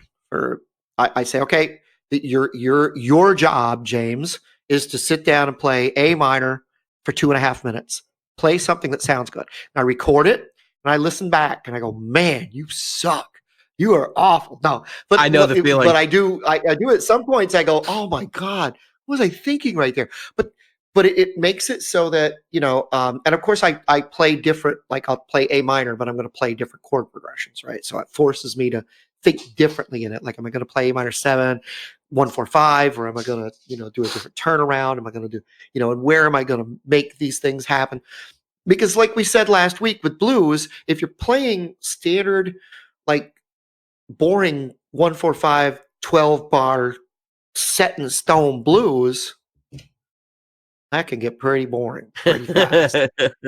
And so I've been trying to go, okay, what would Jimi Hendrix do here? What would Eric Clapton do here? What would Stevie Ray Vaughan? And that's for the rhythm part. And it starts to get interesting because I wanted to say I was mowing the lawn today and I was listening to the song called "Spooky," right, by the Atlanta Rhythm Section. Great song. If you want to do some A minor jamming or E minor jamming, "Spooky." E minor, A minor, E minor, A minor, B minor turnaround. They're all in 7s, by the way. So what's fun about that song is it's literally just the 2 chords, E minor, and E minor, and E minor, and E minor, over and over and over and over and over. So you're going for the 1 to the, what is that, the 5? Yeah, something like that. 5. 1 to the 5, 1 to the 5, 1 to the 5, back to the 4. I can hear it in my head better than I can anyway, tell you what 1 to the, yeah. So what I try to do is forget what they did and try to lay in what I would do, right? And it's a pretty cool vamp. But anyway, I was like listening to the rhythm part because I was getting ready to make myself a track so I could play over that because that's one of the things that our band does. And as I was listening to it, I was like, man, there's some interesting stuff going on there rhythmically. That's why the song can do 2 chords and still sound cool. Is because it doesn't sound like one guy going, okay, I just have to play this chord. Now I have to play this chord. Now I have to play this chord. If you listen every single time it goes between chords, whoever it was that was playing the rhythm track, they play it with a different kind of feel each time. It's like funky, and then he lays back, and then he kind of pushes it. And each one is different. And I'm thinking to myself, I want to say it to people, don't be ashamed to be a good or a great rhythm guitar player, because it takes a great rhythm guitar player to make a platform for what's that? Yeah, takes a village to hire an idiot, right? No, when you're doing the rhythm thing, if you don't have a good rhythm that can make it interesting, doesn't matter how flashy the guitar player is over there. If you have a band where you've got a rhythm guitar player, you want that. Even Jimi Hendrix had some really cool rhythm stuff. And when you listen to what he was playing over, I mean, obviously live, it was 3-piece, but some of that stuff on the records, man, it just, wow. It just blows your mind if you really pay attention to just that. My suggestion, for one thing, if you're getting bored, I think 12-bar blues is perfect for people who are like, no, I think, honestly, I think you're hitting the challenge, right? Which is that how do you take something that's so simple and turn it into something Yep. that doesn't sound like what you expect it to, right? And that's the genius behind people like Stevie Ray Vaughan and Jimi Hendrix and some of these other people Yep. over the years who Yep. have been able to like figure out how to do that. And there's some, I could make some suggestions, some things that you can try to make it work. Number one is don't play just the chords, right? Don't hesitate to slide into the chord. Don't hesitate, from either direction, either up or down. Don't hesitate to play extended chords. So instead of a dominant 7th, play dominant 9th, play dominant 13th. Yep. Those are two really particularly good ones. Don't hesitate to raise or lower one note. So you can always get away with that. Transition between things, like use grace chords. The other thing is learn your dominant 7th voicings. I don't know how many people I go to like a blues jam or something like that, and I see it's the same bar chord 7th voicing for every chord that they play, right? The same voicing, and they're literally just moving up and down the neck. Or they might have the A string voicings, where the bass is on the A string, and the E string voicings for dominant 7th chords, but that's it. That's where it ends. Right. And that's where it ends. Oh, it's the same with people who know power chords. They know E string power chord, EA. They know D string power chords. What about that B string power chord? And that depends if you consider a power chord to include the octave. Right? A lot of people don't include the octave. Yeah, well, and again, then you just play D and G. Or D and B. Nevertheless, you're right. I mean, learn your voicings all over the neck. There really isn't a whole lot of use for doing them on the treble strings, but it's worth knowing because if you do want to play fifth harmony, then you know how. But here's the trick, though. Here's the rub. If you want to do an inversion, it's a good idea to get those treble chords or those treble strings in there to allow you to. It's like, all right, if you're going to be playing a rhythm part, let's say, all right, Black Magic Woman, which I played the other night. That is, yep, I played it, and I'm like, okay, I could sit there and I could just play D minor and G, or D minor, A minor, and G. All right, or I can make this interesting, and that's what I did. I started playing inversions, but the key to knowing your inversions is knowing which inversions will clash against what the other musicians are going to do. You've got to remember to sit in a pocket where what you're playing doesn't make it sound like you're completely off, because then you can throw the lead guitarist or the singer being off. Dissonant. Now, in during vocal parts, you really can't do it because you gotta kind of make that work. But when you're jamming like as a band, sometimes throw in those ugly voicings. And I've been playing this thing where it's like a minor second, and I stretch so I can play the minor second down on the string below, and it's ugly as hell. And people but everybody looks up when you do it, and you're like, That's what in the hell? It's like a ring mod, it sounds like a ring modulator. Right. Or do that tritone just once. Yeah, I use the tritone all the time, more than just once. Well, I'm just saying, if you want to get some attention, some diminished chords. I use diminished the diminished scale as well. Yeah, the demolished that's scale. What it sounds like. But I think those things have their place, and so and especially in a dominant 7th context. So you can get a lot of mileage out of tritones in a 12-bar blues, and I don't think people really stop and think about adding dissonant. They always think about adding harmony, right? But they don't think about adding dissonance. And that's the way that I kind of approach things. Is like, okay, so I can obviously make things sound good. How do I make them sound bad? Yep. Because there are times where you want, especially on the last chord of I use an E7 sharp 9 all the time, or like a 7 sharp 9 all the time as a turnaround chord, because it has just enough dissonance to get you to think about it. But often I'll couple it with the neck, like a half step up, dominant 7th to the 7 add 9, and that would be a 5 7 add 9. But like that way I can, play the sixth, which I believe might be a minor sixth. I haven't even thought about it. So you play the minor six as a dominant seven, Yeah. so minor six, dominant seven, and then Yep. five, 7 sharp nine. Don't quote me on that, but I think that's Yep. what it is.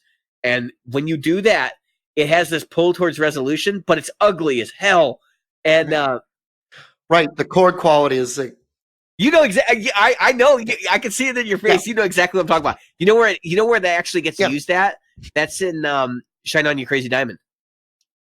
Yes. I was just going to say So that. That's right there. David Gilmour using it against Rick yeah. Wright. So I mean, you can do this. You can come up with these like incredibly weird voicings for using for spicing up a 12-bar blues. Another perfect example is the 12-bar blues. If you want to make it jazzier, Route 66. Listen to that song. There ain't a dominant seventh chord in it. Okay. Now I believe there is actually dominant seventh in it. But the point is there's like 13s, there's diminished chords, there's it's all over the place. The voicings to that song are great. And all of those voicings can be used in a 12-bar blues. So if you listen to it and play with it, you can come up with some new stuff. If you listen to Money by Pink Floyd, that's a 12-bar blues in 7/8 with some weird voicings of chords. And so nothing about it when it was written, when Roger Waters wrote that, he said I wrote it as a straight, 12-bar blues. And what they did with it in the studio was just whacked out. If you listen to what the stuff that, of course, Rick Wright was a keyboard player, by the way, was a jazz player, and so he used a lot of fusion chords. And then you listen to what Gilmour lays down over it. He is not playing that is not a straight up B minor thing. And if, take a chance and do that with a song that throw it in where everybody is thinking you're going to go one place, you go another.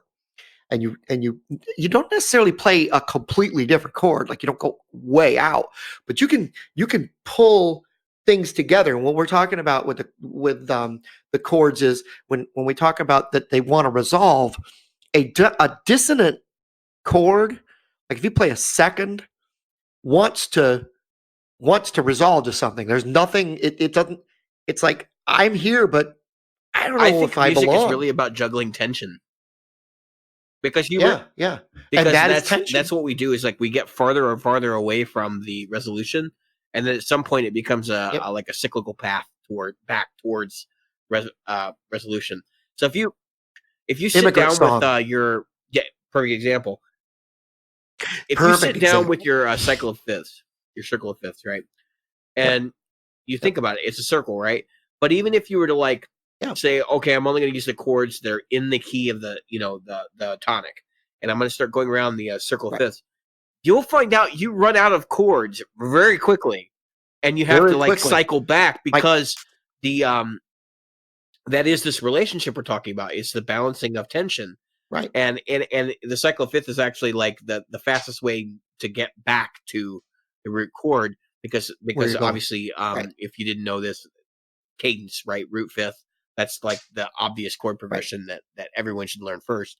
Exactly. You can because it's the least dissonant of all the. I don't know if it's really the least dissonant or if it's the most dissonant. Technically, it could be a 7. Was a second inversion 7th chord? I think is the second inversion. No, it's a second inversion of the 5. It's a 5/7, right? So 2-5-7 chord, right? That's the one that is like the obvious, right? It pulls you. That's the obvious cadence, and that particular chord is because it's completely the opposite of what your tonic is. So I would think that would actually be dissonant, but it is also the one that pulls you closest to your tonic. So you could probably make the argument, that's the closest in harmony as well. But that's my point. Is the cycle of fifths is based around that movement, right? So it's all about like getting as much tension as fast as possible so you can resolve it, and you can take the long way around and use the inside or the outside track to try and like make it longer. But eventually you're going to run out of chords if you follow the doctrine of I'm going to stay in the same key. because you've only got 7 Yeah, chords. and there, if you follow it, I think only 6 are 4. It's 6 or 5 Useful. are usable if you follow from the tonic, Yep. on the cycle. Right. On the cycle of fifths, right? You're not going to wind up with like a because what is it? It's a Yeah, I don't think diminished you can or get augmented right. seventh You or can't do diminished the seventh. diminished, So you're not going to and do I that. think that's the one that this is diminished. I think in the second is also one that doesn't. And the second, yeah, that's the second. That's why almost nobody plays in what is it? Yeah, Locrian? because it's based on the Is it second, Locrian? right? Yeah, Yeah. it's the most atonal So of the modes. and yet, jazz players play Minor 2. second, dominant fifth, Yep. and major 1. Yep. Yeah. 2-5-1. That is the that is the blues scale of Well, and they of use it. They jazz. use it in It every mode. in that They use it in and every mode, and they use it yep, and they stack it in weird ways. And that is almost yep, all jazz standards are 2-5-1 in like unorthodox ways. And that is yep, another like kissing cousin of how blues is organized and how you can get so much mileage out of those same 3 chords in the same progression, right? You can change it right. up by using different rhythms. You can use different meter. Blues in 3/4 is great. Yep, Different rhythms, and then of course, different chord voicings and even extensions and substitutions. right.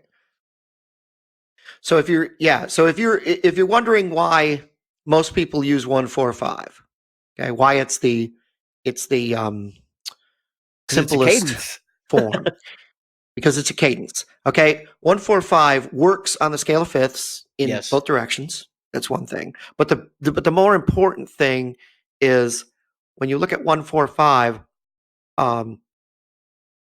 the 1, the 4, and the 5. If you start out with a minor, 4 and 5 are minor. You start out with a major, 4 and 5 are major. Start out with 7, 4, 5 are 7, and so on and so forth. So in other words, your 1, your 4, and your 5 are going to match up, and so they're easy to solo over. They're easy to play over. They're easy to match together, which is why when like a blues player wants to do an interesting turnaround, for the most part, they'll use what, a minor 6, right?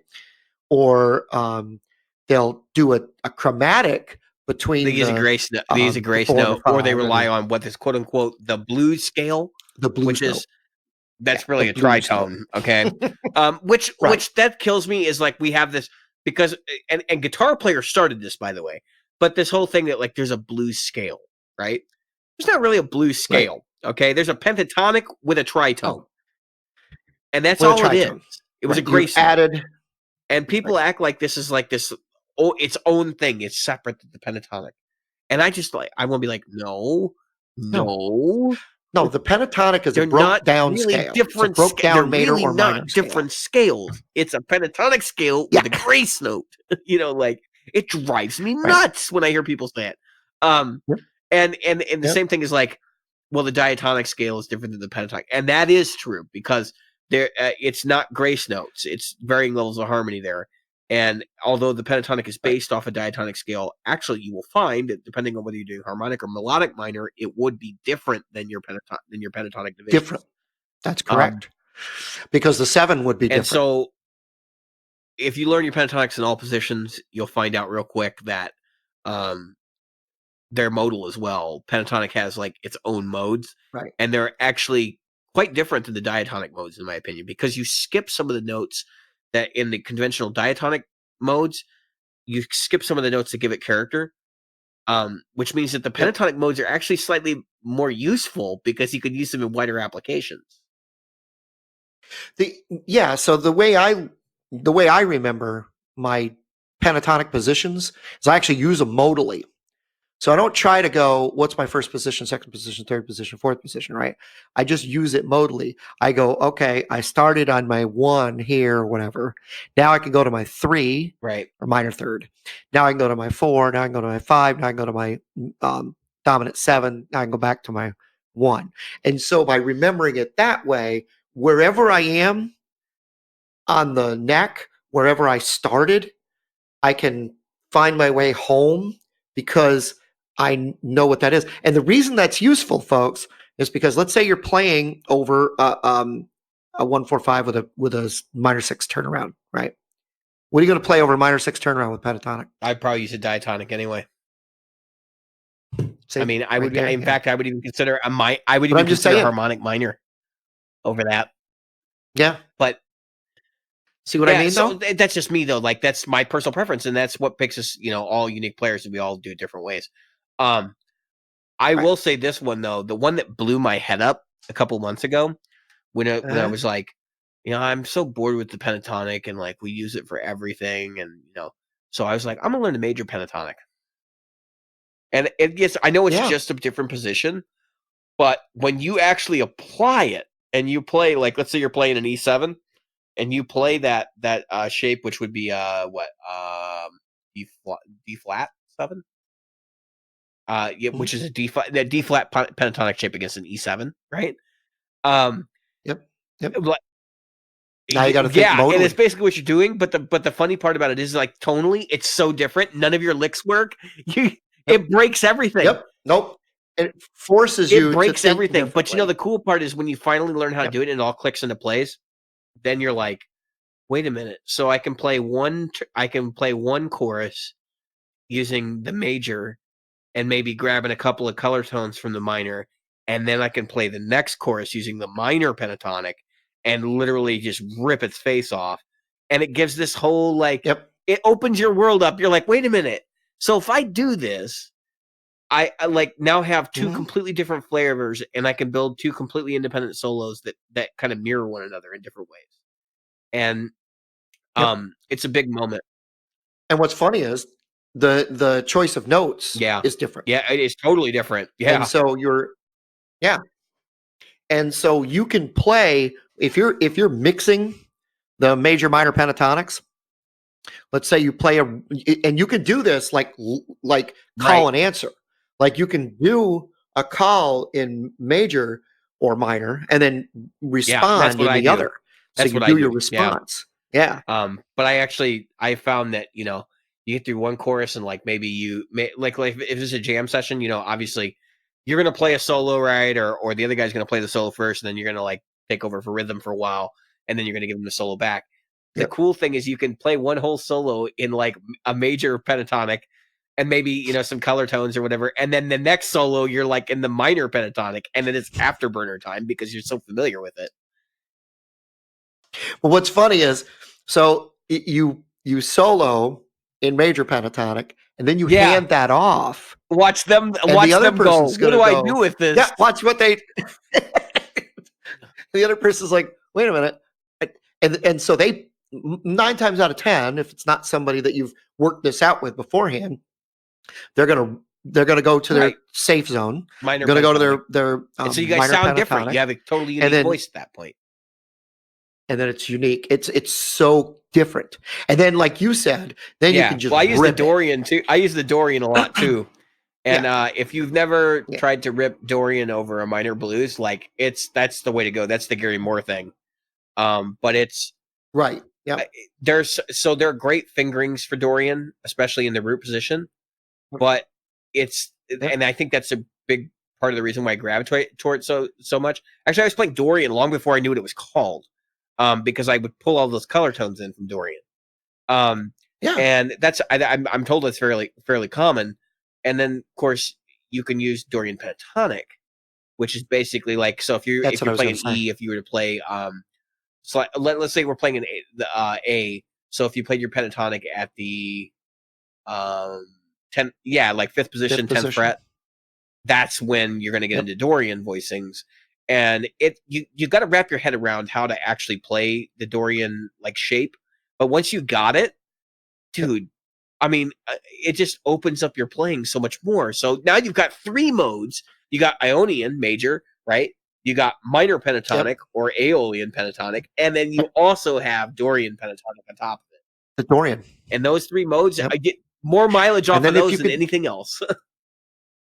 that's right. And if you throw your, this is why people will say there's never a bad note. There's never a wrong note. There's just a note that's less, what did we say? Less Yeah, less appropriate than appropriate others. for for the individual time. But you know what's funny is like if you're good at listening to yourself, this is why I hate soloing when I can't hear myself real well. If you're good at soloing when you can hear yourself, like if I hit a bad note, I'm a half step away from a good note. So I know an appropriate note, let's just say that. So I know if I hit a note and it sounds like garbage to me, I know I can go up or down. And after a while, you get the feel for The where you're toughest supposed to part, go. though, and even with that stratagem, is to be able to do it quickly. Because what happens if you hit on the Right, right. beat, like if you're on a 1, 2, 3, or a 4, and you hit the wrong note, Yep. it's going to be obvious. If you're It, in between a 1, 2, 3, or a 4, then you're going to be okay, as long as it's not in an 8 yep, meter, like 4/8 or yep. 6/8 or 12/8. And you can use them like if you're gonna go, let's say you're gonna go from A to E, right? You could use a wrong note. An E flat doesn't fit, but it does if you're gonna go and you're just gonna slide up and you're gonna use that E flat in the middle, whether you do it with a slide or you do it chromatically. You can make use of I it. I'm just remember using that one years. as an example. I was E just talking about flat. meter a second ago, but I remember years and years ago. This is just Yeah. a little anecdote. When I was in college, I had a conversation with uh, one of my classmates about time signatures, and I was like, "Well, they were trying to tell me that 3/4 is the same as 12/8, or and I'm like, No. not Well, really, no, not because really. it has to do with in traditional music notation, you'd have like allegro, which means fast, but that would be different. So allegro would be the same beats per minute, but if it's 12/8, it's telling you to subdivide, right? And so it's even faster. Right. Um, and That's what I was gonna yeah, say. so those are things to keep in mind too. Like And it you have to defines be your timing. when you're structuring a part, you have to be aware of what the rhythmic structure of that part is to an extent. I was playing a song today. It's called "Free Time." It's a song that actually it's the one I tracked this afternoon. I'm super familiar with the song at this point. It has because it's my song, obviously. It Yep. has 7/8. It has like 2 bars of 7/8, a bar of 9/8, and then like 4 bars of 4/4. And it repeats like that the whole song. Um, so when you have Okay, Roger to Waters. solo over 7/8 and 9/8, you learn Yeah. very quickly to do like 2 note phrases or things like that, because that's the only way you're going to get through that. Or you kind of play in free time, which is part of the Right. way that the song works, and hence the title. So my solo on it's not great. It's very spontaneous. I intentionally left it that way, but that's there. I'm making a statement there. But you could subdivide. I was thinking about this while I was working on this afternoon. You could subdivide and say 7/8, right? You could say it's 14 Mhm. eighths. You could theoretically do Right. that, and You could. it would be the same music notation. Now, how this changes things, and the reason why it's 7/8 is because the phrases are 7 notes long, and so I had to pay attention Right. to that, and that has a lot to do with the phrasing, where the accents line up, and also uh, the the tones of the chords, basically. Like, so it's a lot of it's arpeggiated, so I wanted to make sure that those chords are hitting Yep. on the right beats, and all of that stuff. Even when you get into odd meter, it's all subdivided. I mean, it's really a bar of 4 and a bar of 3, Right. or a bar of 2 and 2 bars of 3, or something like that. Like, that's how Right. you just, whatever combination you can add it up to. So that's why the reason why I bring this up is because we're talking about playing in between notes. You got to know what your meter is, otherwise you don't know which notes to land on, and you don't know which ones are important Yeah. for building your harmonic structure. Yeah. And For if what you ever you're want doing. to learn to play keyboards, which I'm doing, I do play keys, not very often, but I do play keys. And so in the church, I play a couple of songs on keyboard as well. Um, and That's got to be a hell of a task. oh, it is. So I have to remember, okay, chord, and I don't want it to sound like an oompa oompa thing, like you'd hear in those old spaghetti westerns. It's unmistakable. It's unmistakable. It's root fifth all day long. Yep, yep. So I'm trying to stay away from that because it sounds so corny and crappy. Because they like me at the church because I don't sound like everybody else that's been there. So I'm trying to keep that. So I'm doing a lot of this. where I just keep my left hand behind me and do this, and then I bring out the chord, and then bring out the chord, and then I just hold the sustainer pedal down. It's just Jim's like, I hope nobody knows I can't play piano. yeah, that's like, exactly what I'm doing. I'm like, what they don't realize is this right here is the same arpeggio over and Yeah. over and over and over. Oh, you're not even playing it like, like, so you get the octave, You're just playing the three notes. Nope, over three and notes, over and three notes, three notes. Okay. 1 3 5, 1 3 5, 1 3 5, 3 1 5, 3 1 3 5. 5 1 Yeah, 3. so I took piano in college, which is where I get a lot of my theory from, actually. Yep.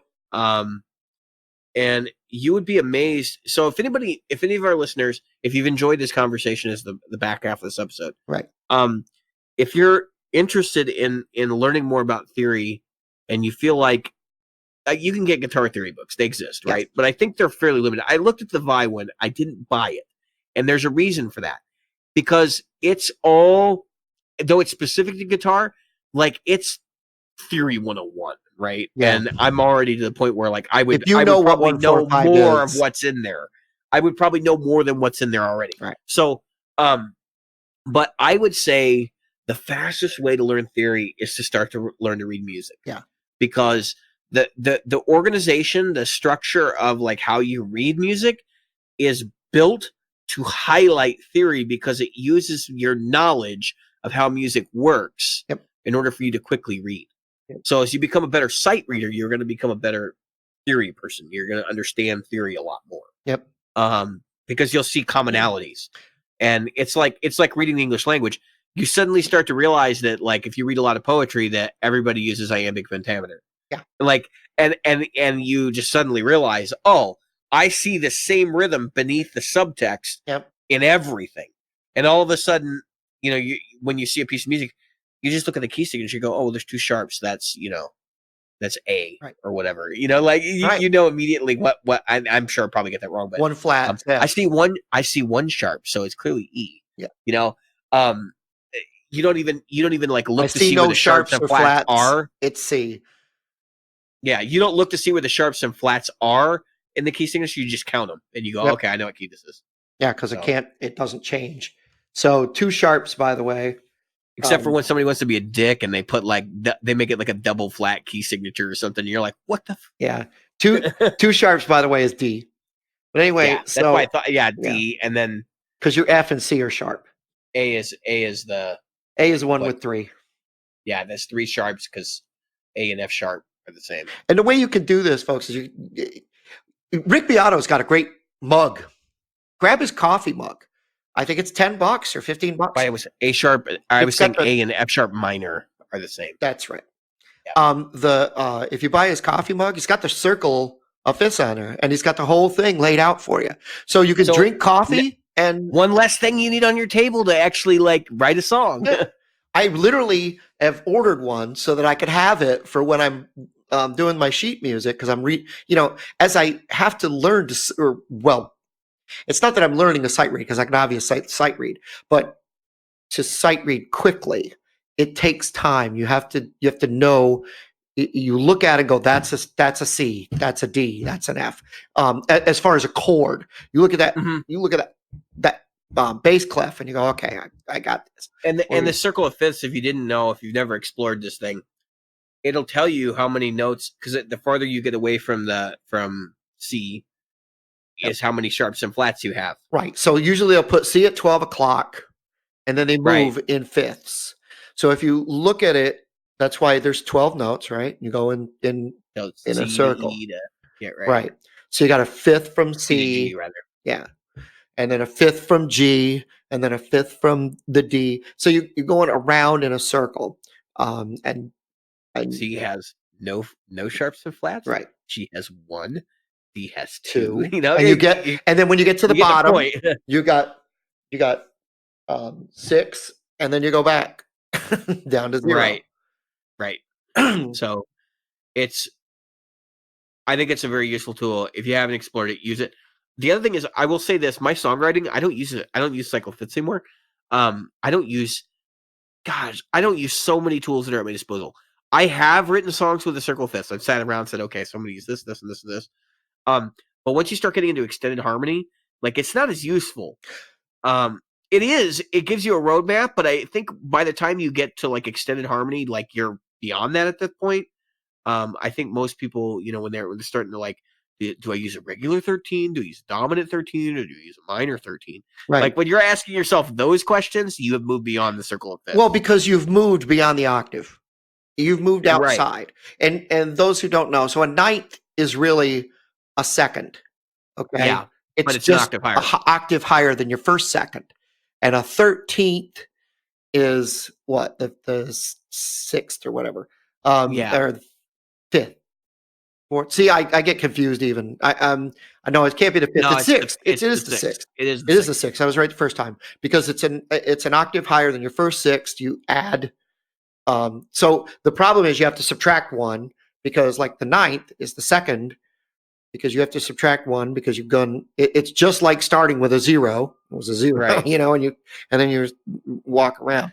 So you would think, oh wait, 8 plus 2 is 10. No, because 8 is 0. So now you got to add 1 to the 8. And that's why it kind of gets confusing. But if you just take some time and look at how the chord structures go, you'd realize that okay, like a 13th on a guitar is relatively easy to play, right? I mean, relatively easy to get to a 13th, depending on Yeah. where you Yeah. started with your one. And what voicing you use. Right. But But on a keyboard, that could be a really big stretch. That's going to be a two-hand stretch typically. yeah. Unless you play that you do some sort of inversion or you're not Right. really playing the chord that you're saying you're playing. Exactly. Because that happens too. Like people will say, oh, it's a 13 and they'll play a suspending chord. Yep. And you can get away with that. Because you'll find that you don't often need all the notes of a chord to make it sound like that chord. But my point is that even when I'm writing conventional music, I tend not to use the cycle fifths. Like I'll have a flatted fifth in there somewhere, Right. or I'll have um the song I wrote. It's called C because it's in C. Mhm. Um, I have these ascending 2-5-1 progressions that are in there. Right. And then the last note is actually raised. The last, I guess it would be a 1, is raised. Yep. No, it would because it's inverted, so it would be a 2, a minor second, but it's raised. Right. So it's actually a like a minor third. Um, but that's where, or actually, it would be a double minor third or something like that, or a raise. Yeah. It would probably be considered a raised second. To be Double honest with flatted third, or yeah, something weird like that. But anyway, the reason why I did that is because I'm using my ear now to write, and I'm just to the point where it's like, for me, it's easier for me to write with my ears than it is to write with theory, because I like things that tickle my oh ear. yeah. I think We've got theory this seems kind of bland. If you write just straight theory, right. it's going to be kind of bland. It's those like color things and the things you grab outside of theory Well, that make theory great. yeah, we've talked about it before. Theory is the ability to communicate It's the musical ability to ideas. understand the things that you experience in the world. Correct. Like it's the rules that explain why things work. Right. So if you went to a music theory class, you'd also take you'd take music appreciation, and the two would start to meld because one of the things that you're going to start to find out in theory is why do certain things work and why do they not work? Why is it that when I hear this, I want it to pull back to that? Talk about chord qualities, Right. and why is it that when why are all most pop songs the same four chords,